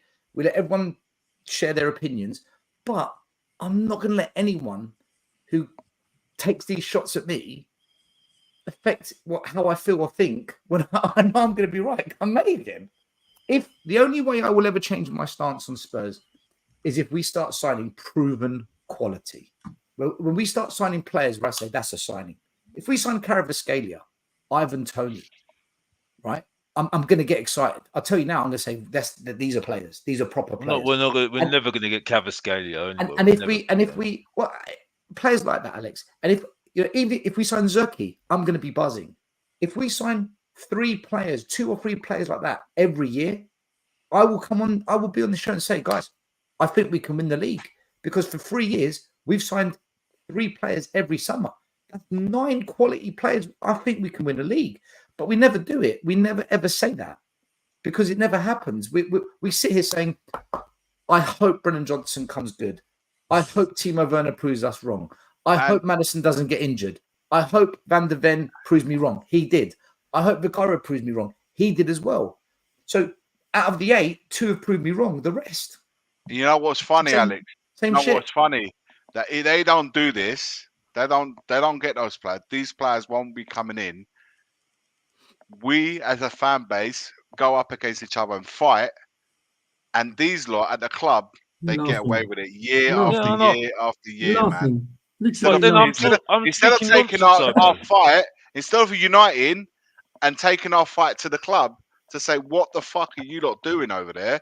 we fight amongst ourselves, and these lot just watch from the back. And then Iggy, and then other channels be like, no, not gonna have Stelios on. No, not having him on. Why? Because I will have the conversation you're too scared to have. They Because can't. They you can't. They are don't wrong. want to. They don't want to have. They don't want to have a We're conversation right. with people like Dan, because Dan will make Vincent to pieces. And you know who I'm talking about, Hotspur Hoodie, But Alex, it's not about, for me, it's not about rinsing people to pieces. It's about having, let's have a conversation. I know, yeah, that's what I'm saying. A respectful you know what I mean? conversation. Respectful But people- conversation. but That's what I'm people- trying to say. They're scared of it, Alex. They're scared of They're it. scared. They're scared because it's real, and that's it. And the thing that I thank you, Iggy. Yeah, thank you for acknowledging what I've been saying for the last year or so, because I speak to people, and I spoke to someone on another podcast. I'm not going to name the names. Last week, I came off, and they said I'm talking absolute nonsense because I couldn't have it. They couldn't say it to my face. They couldn't say it to my face. Yeah. Again, showing me again, telling me, "Oh, we need to be all together. We need to be all together." To hell it is, yeah. To hell that is, isn't it? 2 seasons. You know what? For me, I was already like that. Then I came back on board and started to change my mindset a little bit. Like I said earlier, in that second half of the season. But when Conte left for me, in that post Southampton, that for me was like, nah, man, this is now worse than it was before. It's worse than ever. And since then, my mindset completely changed. And unfortunately, it's going to take a lot for me to switch it back. And I haven't seen enough in that time. And I want Postecoglou to do well. I have nothing against any players that come in, wear a shirt, and do their best. At the end of the day, if they're not good enough and they shouldn't be at the club, it's not their fault. Iggy, It's you're the just people being that brought real. them in. It's Iggy, the you're people just that being brought them real. in. I would never ever cheer against my players. I would never boo them on the pitch. They're there doing a job the best they can. If they're not good enough, it's not on them. It's the But people that Iggy, you're brought them just up. being real, bro. It's the people that have given them the white shirt and said, "Go out there and play for us." They're the ones I held accountable. And unfortunately, I can't understand why others, a section, don't see it. I don't know, man. And Iggy, not just Iggy, but everyone. And then the other issue that happens at Spurs, and the way our fans behave when this happened, is nothing short of just shocking. Is when Harry Kane then says, "Right, I'm done. Bye-bye." Our fans say, "Well, he had chances to win at this club. He had chances to win trophies. You know what? If he wants out, out." We literally turn against an elite player. We turn against a prize asset who's carried us. We did the same with Carrick. We did the same with Bale. We did the same with Modric. We did the same with Berbatov. Because the best players, the ones that will get you over the line, if you make sure there's enough quality around them so they can be a team, not an individual, they end up saying, "Fuck Tottenham." And we lose the best players. And then guess what? We take a massive dip and then we've got to go again. And if we don't bring in quality players, what's going to happen in 2-3 years? Van de Ven will be gone. Romero next season might be gone. Romero's gone next season. But Alex, and what a lot of Spurs fans will say is he's overrated anyway. He's a hothead. Oh, really? Yeah, because we during the have season, to find a way to. We have to find a way to deal with that disappointment, that thinking that player, one of our best players at our club. We lie. We make out Kane is an elite. We are start saying making things like, excuses. "Let him go." And the thing is, I have to ask this question: who are we making these excuses for? If a player's like Kane want to leave and then Romero wants to leave, who are we making it for? Whose feelings are we sparing by not admitting the real reason why those players leave? Last season, why? Right? Why? I don't get it. After 10 games last season, what were fans, YouTube channel, podcast, what was everyone saying? We don't need Kane. We're better without Kane. Ange doesn't need Kane after 10 games because we're top. Come end of season, but I bet you wanted Kane then when you're watching Brennan Johnson miss 17 big chances, when Timo Werner can't hit a barn door, when Richarlison is pretty ineffective. I bet you want Kane then, don't you? And what were those fans saying come the end of the season? Oh, Kane would have been perfect for this Ange system. He would have been the perfect player. But you told me after 10 games we don't need him. You said we don't need him. Look. Do you know what's funny, right? Let's say like Romero. He's crazy. It's crazy, man. Romero, a World Cup winner. He's in the semi-finals of the Copa America. He's already got a Copa under his belt as well, isn't he? Right. He's in the Copa America semi-final. Let's say the Argentina go on to win the Copa America. Okay. He comes back as a World Cup winner and the Copa America winner. And then he comes in thinking, right, what's going on here, guys? What's going on at Tottenham? And he sees a What's 15-year-old comes in, a What's 16-year-old Timo comes doing in. back here? No, it's like he sees all these 17 and 18-year-olds coming through the door. He sees Timo. He sees sees Greg. Yeah, nice kid. But Is do he you know here to what I do my mean? boots? He's gonna look around himself and he's gonna think, "Fuck is going on here, man?" Get And then on he's the gonna look blower at to his Real best Madrid mates. He's now. gonna chat to Vicario, who they fist bump and chest pump every time they save a goal. He's gonna look at him and he's gonna look at Udogi. He's gonna look at all the other, Van der Ven. He's gonna be like, "Hey, what the fuck are we doing here this season? How long do you actually think it's gonna take for these boys to look at each other in the face and go, yo, man, what's going on here, man? I just won a World Cup. I just won a Copa America. And I've come back here. I want to win at club level now. I want to play at Champions League level.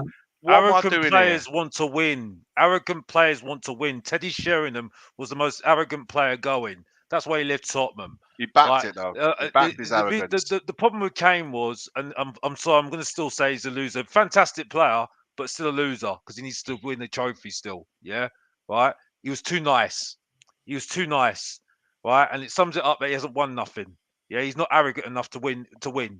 Yeah, if he was arrogant enough, he would have said he would have done what Teddy Sheringham and Berbatov done. Just said bye bye. He kind of did in the end. He's gone to Bayern. He's going to try. Yeah, I know, but it's too. He should have done it 2 years earlier. Yeah, I agree. Done it 2 years I earlier. agree, but you know what? We held him to ransom for 2 seasons because he tried to break out for 2 seasons, man. He tried to leave 2 seasons ago under Nuno when he took charge, and he tried to leave before Conte.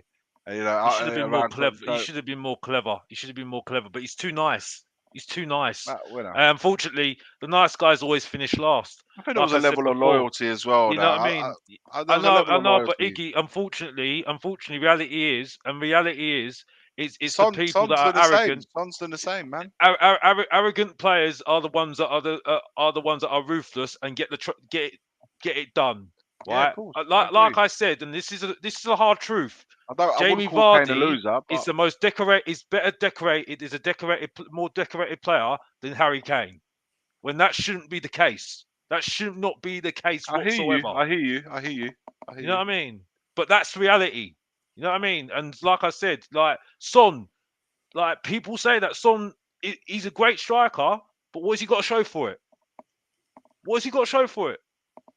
No, I hear you, man. I hear you. You get what I'm saying? It's like it's like this is evidence, but that's our fault. That's our fault as well. It's not just the players, though. It's our fault as a club.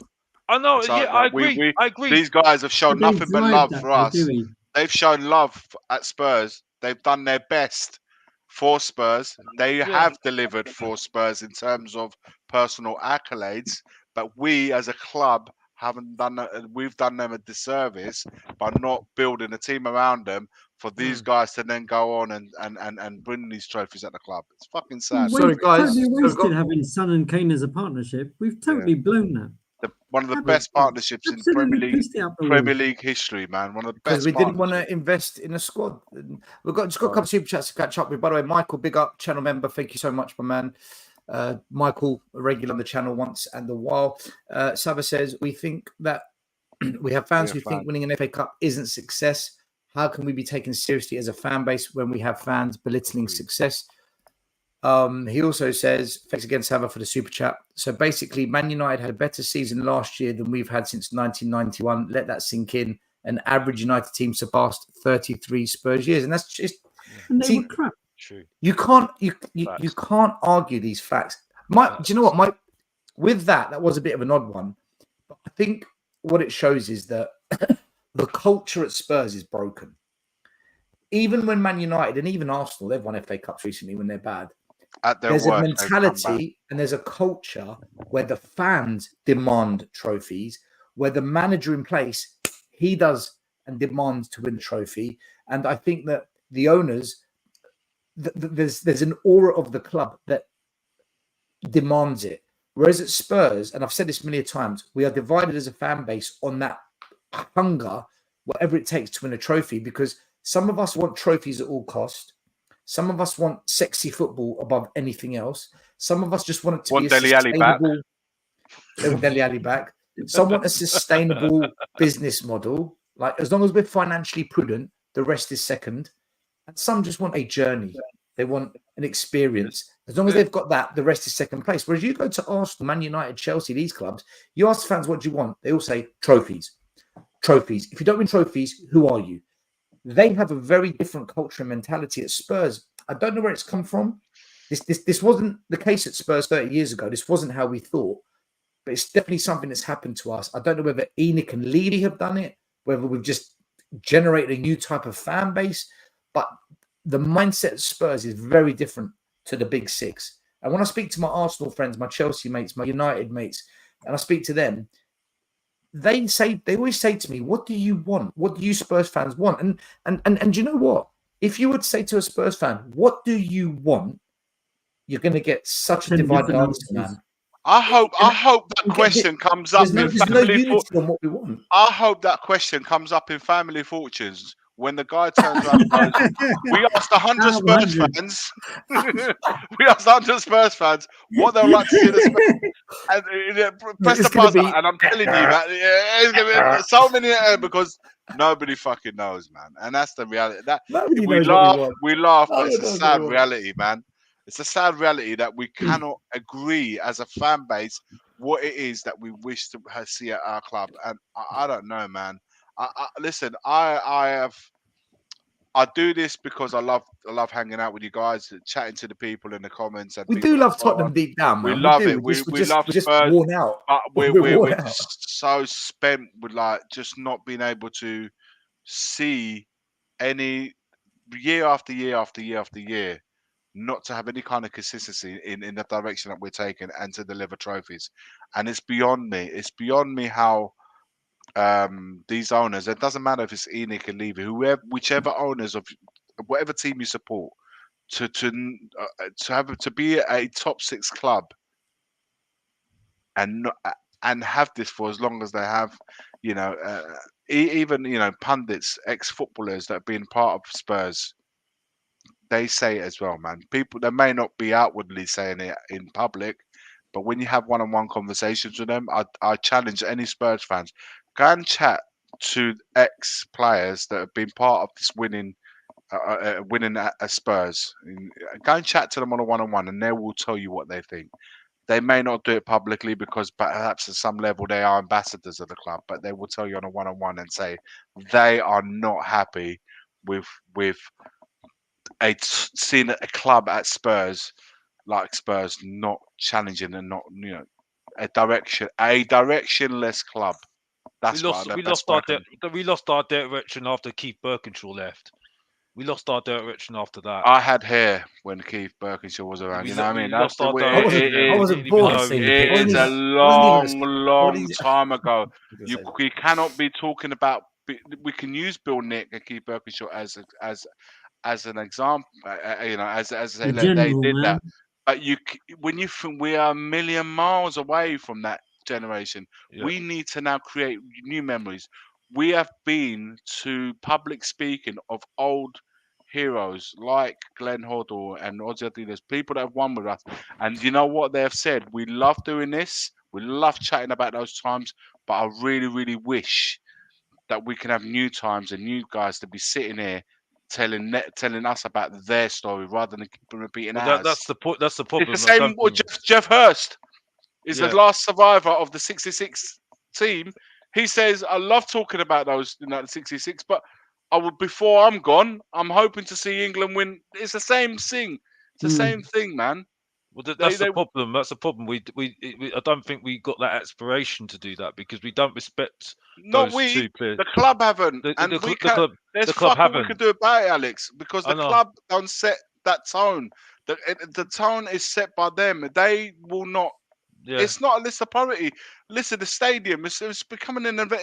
It's becoming another entity. It's an NFL concert. It's all the things like look. We can't. It's too late. We ain't gonna get into all of that. But okay, fair enough. I'll speak for myself.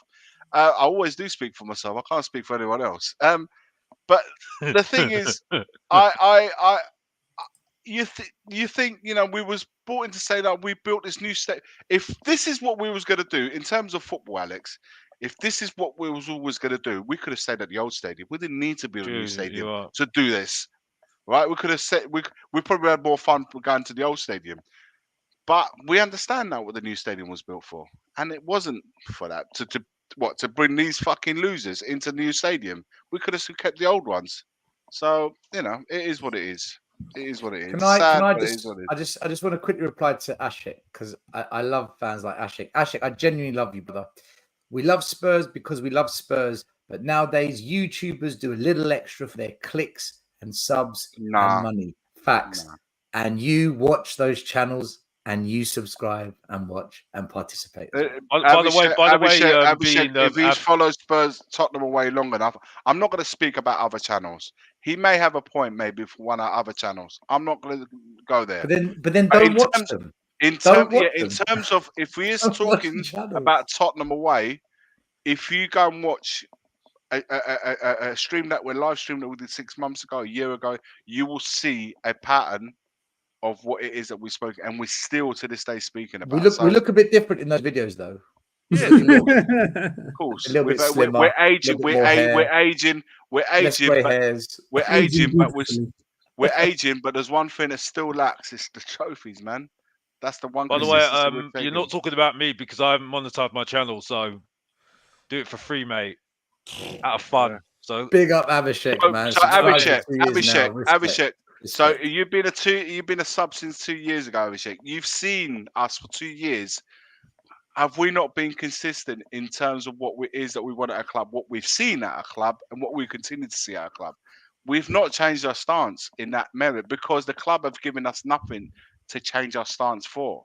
So I hope that's still right. I hope to see Spurs win something before I die. We all want it, don't we? We all want that. Jeez. Yeah, we just listen. If the club turns around and we have a transfer window that actually makes us all excited, then there'll be no negativity. We'll be looking forward to every match. And we can really deep dive into it. But we're not going to do negative. I'm right every year. I predict it every year. We're not going to do. I'm the absolute goat of predictions. Thought you were Maz for a second.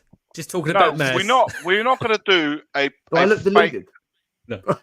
We're not going to do a fake positivity. I'm not going to enter that, right? But I will not have you on. We're honest. We're authentic. It's not a fact being fake positive. But if you'd like to subscribe, that'd be fantastic. I wouldn't do the negative thing. I wouldn't do the negative thing if a club is moving in the direction of positive. Iggy, you're not negative. Stop saying negative. No. Alex, what I'm saying is, I won't do fake positive. If I haven't seen it, I won't do it. I know. Iggy, anybody that doesn't know you, if the club moves in the right direction, then I'm Iggy, more. You don't need to explain yourself. You don't need to explain yourself. If anybody doesn't know Iggy, right, he's the realest guy ever, right? Iggy won't say what is not on his heart. I've known this guy since the time, yeah, right? Stelios was the best decision Stelios made, getting Iggy to be a part of his channel, yeah, because he's the most realist guy I ever heard in my life. Realist guy ever on this channel, yeah. Hey, you call me Gaffer. Yeah, that's the thing. Yeah, the other guest decision was getting Lee on the channel as well and Maz. But another thing as well, yeah, that I'm giving you some pros, Lee. Take it as much as you want. But the point I'm making is, yeah, right. It's like, it's just like this guy's real, yeah, and he's not saying it just to get clicks and likes. So I don't want to hear this rubbish. Rubbish. JP's leaving the best till last. You know what I mean? Yeah, and JP as well. Big up JP as well. Like, you know what I mean? I always see him on the bus every single time. You know what I mean? Big up to you, yeah. He's laughing. So like I said, yeah, I have to give a big shout out to somebody, yeah. Everyone knows him, Kuva. Yeah, give him some love as well. Yeah, he needs some love out. I hope as well. Big up Kuva. But yeah, it's just like I said, just like I think Kuva's had enough. At the end of the day, I couldn't give a monkeys anymore. You can call me negative, you can call me anything. I'm still gonna be here. I've been here the last 4 years, so I ain't gone nowhere, and that's it. Yeah, and not even on Twitter. Yeah, that's why I call Mr. Box Office. Yeah. Right, because I'm unleashing every single time because I'm done. Yeah, the voice of the voiceless is back, and he ain't stopping, and that's it. Back to you, Stellis. I'm done. How much money do people think we earn from YouTube? I'll tell you now, right, guys. Just to answer this question, if never we been made the about money money, you guys. thought, right? If you made the if we were made close to the money people thought, we'd be YouTubing every day, every minute if the money was that good. Wouldn't be waking up Every at minute. 5 in to go work, man. Trust me. Every It's minute. not. It's not the reason. Money's never been the reason. Certainly I'd not have for better me internet. anyway. I'd definitely have better internet if the money was better. Yeah, yeah. Like, He's still I using the still think you McDonald's need to Wi-Fi. invest in that, though. fiber optic cables and stuff. And, Exactly. Big up. Or maybe just a bigger cycle underneath your chair. Well, I've got Flintstones energy. Just guys, look, one last thing I want to quickly say before we wrap it up. Paul Mitchell, he's joined Right. Newcastle on a appointment as the new sporting director. I actually think Newcastle fans should be really excited by this, not just because we know how good he is, but if Newcastle were clever and it doesn't quite work out with Eddie Howe, mate, Pochettino to Newcastle to work with Paul Mitchell. They did great together at Southampton. They almost pulled it off at Spurs. With some big financial backing of a Newcastle owner, Mitchell and Poch at Spurs at Newcastle, that could be a weapon. I think Pochettino will be the next manager, and I think Eddie Howe will take the England job. That's my. I'm calling it now. I think that's going to be the next move. I can see So that. if Southgate wins the Euros, he might get. No, I think he'll go. I think this is his last one, regardless of what the outcome is. I don't think he'll go to the World Cup. Yeah. What do you guys he's think had of too Mitchell much to backlash. Newcastle? I He's had too think much backlash, Newcastle are cooking. I've got to be honest. It's a good appointment, isn't it? I rate If he's Paul given Mitchell. free reigns, if he's given a free reign, which is I what rate at Paul Tottenham. Mitchell.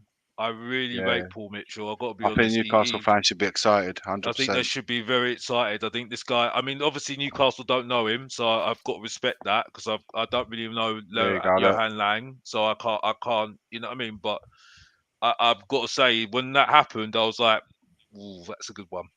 Yeah, that's a good one. I don't disagree with you. I don't disagree with you. Pochettino might go there, and Pochettino is a fantastic coach. The way that he got Chelsea cooking at the end of the season, right? Yeah, I don't know what shows you happened what he can do when he can coach. When he's they got the rid of opportunity Pochettino to coach. Pochettino to go and get Enzo Maresca. Iggy, I think Poch recognised the problems at Chelsea, and I think he learned from his days at Spurs. I'm not. If it's not done the way I need, I've been burnt before. I actually think Poch showed maturity in. I've learned. I get it now.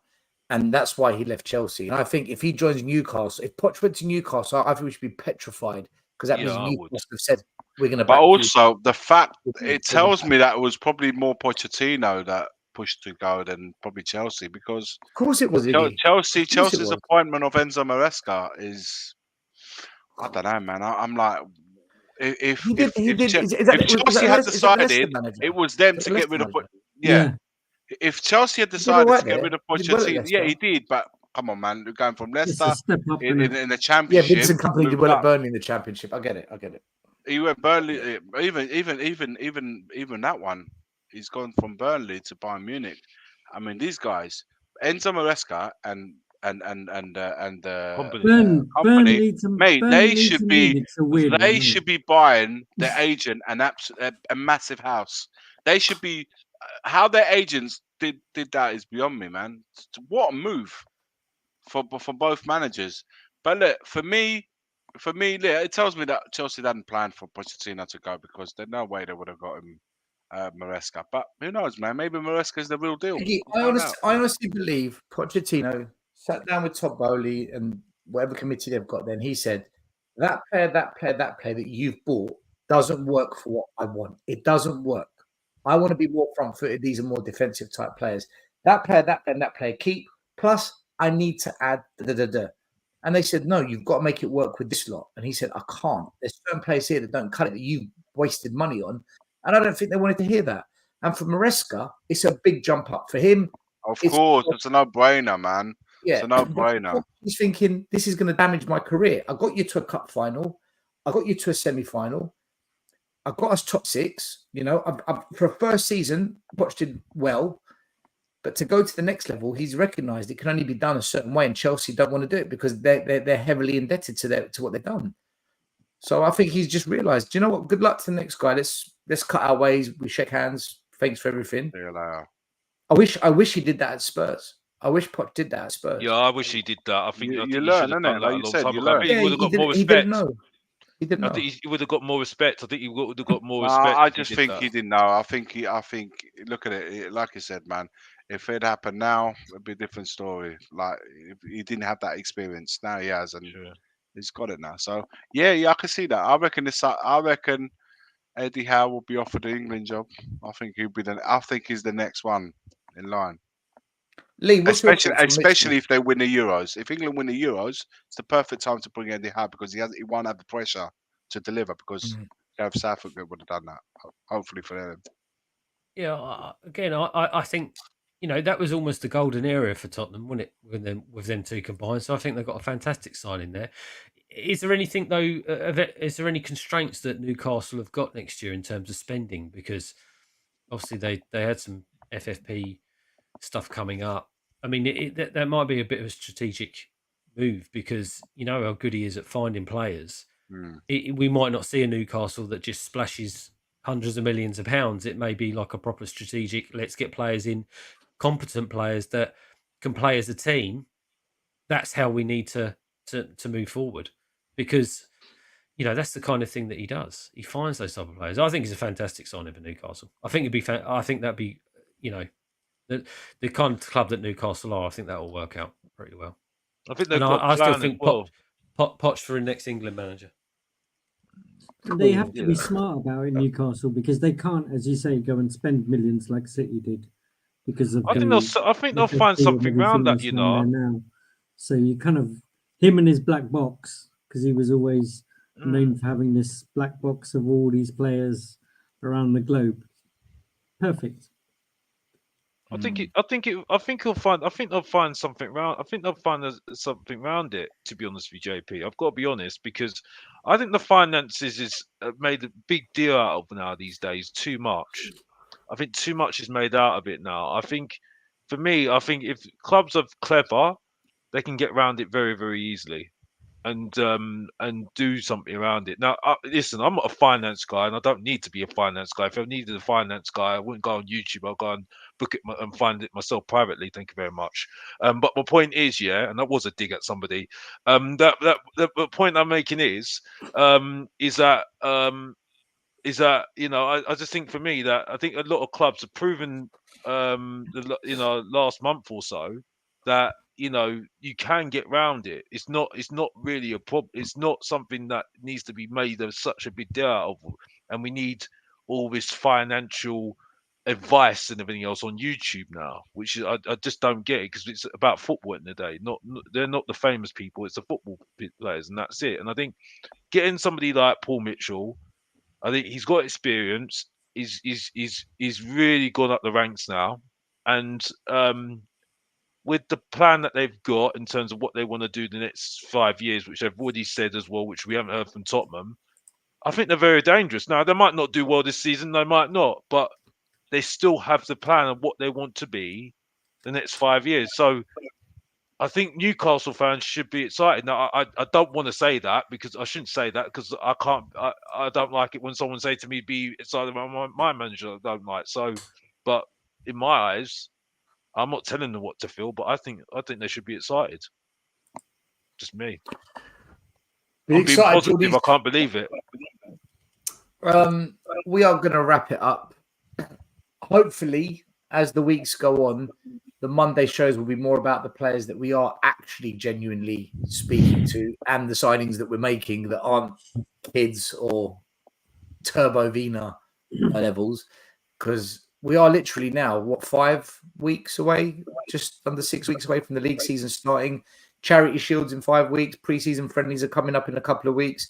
So there's going to be activity coming and the shows will be more about the transfer business and how the team's looking. And before you know it, the league starts again and we'll be ranting and crying and cheering and celebrating and getting emotional. Spurs are playing their first game in 9 days. QPR, isn't it?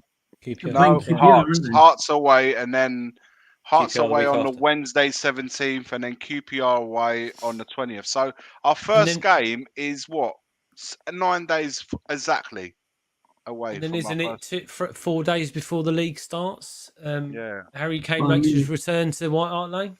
Bayern Yes. Munich, isn't it? Unbelievable. Bayern Munich. Unbelievable. And Eric Dyer. Don't forget Eric Dyer. Don't disrespect Dyer.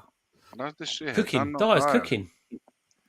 Well, Virgil van Dyer, no thanks. He's going to have a Charles in his back pocket. Right, shall we do QPR away? Maybe we should. I was thinking about that because Shine was Loftus talking Road? to me about that. But I Loftus don't Road know away. if it's is it for season tickets. Loftus Road away, and then Bayern Munich And at that's the home, and that'll be 27th. it. See you later. Is that the 27th? That game? No, the 20th of July. 20th. QPR away. Yeah, maybe. We will be doing our late or post-match shows for the preseason games as well. They'll be back as soon as the preseason starts. We'll be doing our post-match shows to discuss how it went and whatnot. So check that out, boys and girls. We're going to wrap it up. Thank you as always. I want to say a big thank you to everyone in the chat tonight. Also, Swifty with the super chat, Sava with a number of super chats. Big up to you, Sava, as always. Make sure you subscribe to Football Heritage TV. Help Sava grow his channel back up. And also, Michael, channel member, big up to you. Guys, we might do a show this week. I think Mari might do one. If not, we'll be back next Monday. And once the season starts up again, Matt and I will be doing Fridays again. We just put it on hold for now because all we're doing is repeating Monday. But once we get transfers, friendlies, Matt and I will be back on Fridays. I am going to be launching soon as well a fan show, I think on a Wednesday, because a lot of people have been emailing us and contacting us on social media saying, can I come on, this and that. So what I'm going to do is I'm going to create a group for all those fans and just let you guys have your say, just like a proper fan show every Wednesday at some point in the next 3-4 weeks. All right, so check that out. But otherwise, you can all say good night. Iggy, you want to say good night first? Good night. Nice and sweet, short and sweet. JP? Hey, have a good night. Come on, the Netherlands. Let's see what goes on. Enough of that talk, mate. Enough of that talk. We're not having any of that. Bring on the England. Coming home. Coming home. It's coming home. Good night. And it's a good night from me and a good night from him. I've just put Mr. Box Office's channel in the comments. Make sure you like, subscribe to Mr. Box Office. Also, Football Heritage TV, Savage channel. Make sure you get over there as well, guys. Don't know, get to know. You don't know? Get to know. Yeah, well done for the 25,000 subscribers. Still, gracias.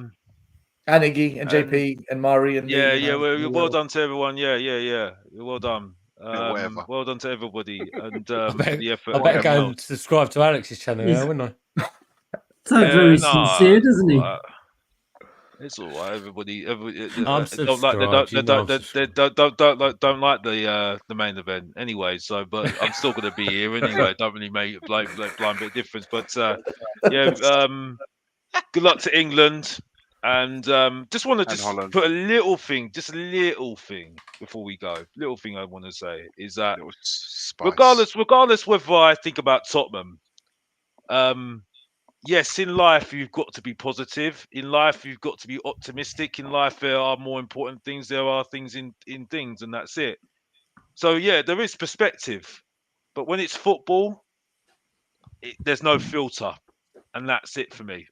So you can put a distinction between life and football, and I can do it all day long. That's why Mr. Box Office was born 2 years ago, and he's still here to stay, and he's not going anywhere. And it's just get used to it. Back to you, Still. I'm done. Get used to it, people. All right, guys. Thanks as always for watching. Big up everyone. Big up Lee, Iggy. Big up to JP, big up to Sava and Alex as well, who guests today. We'll be back next week. Enjoy the Euros. Have a good one. And come on, you Spurs, as always. The first game we look for, Robbie. Tottenham away. When we got Tottenham away.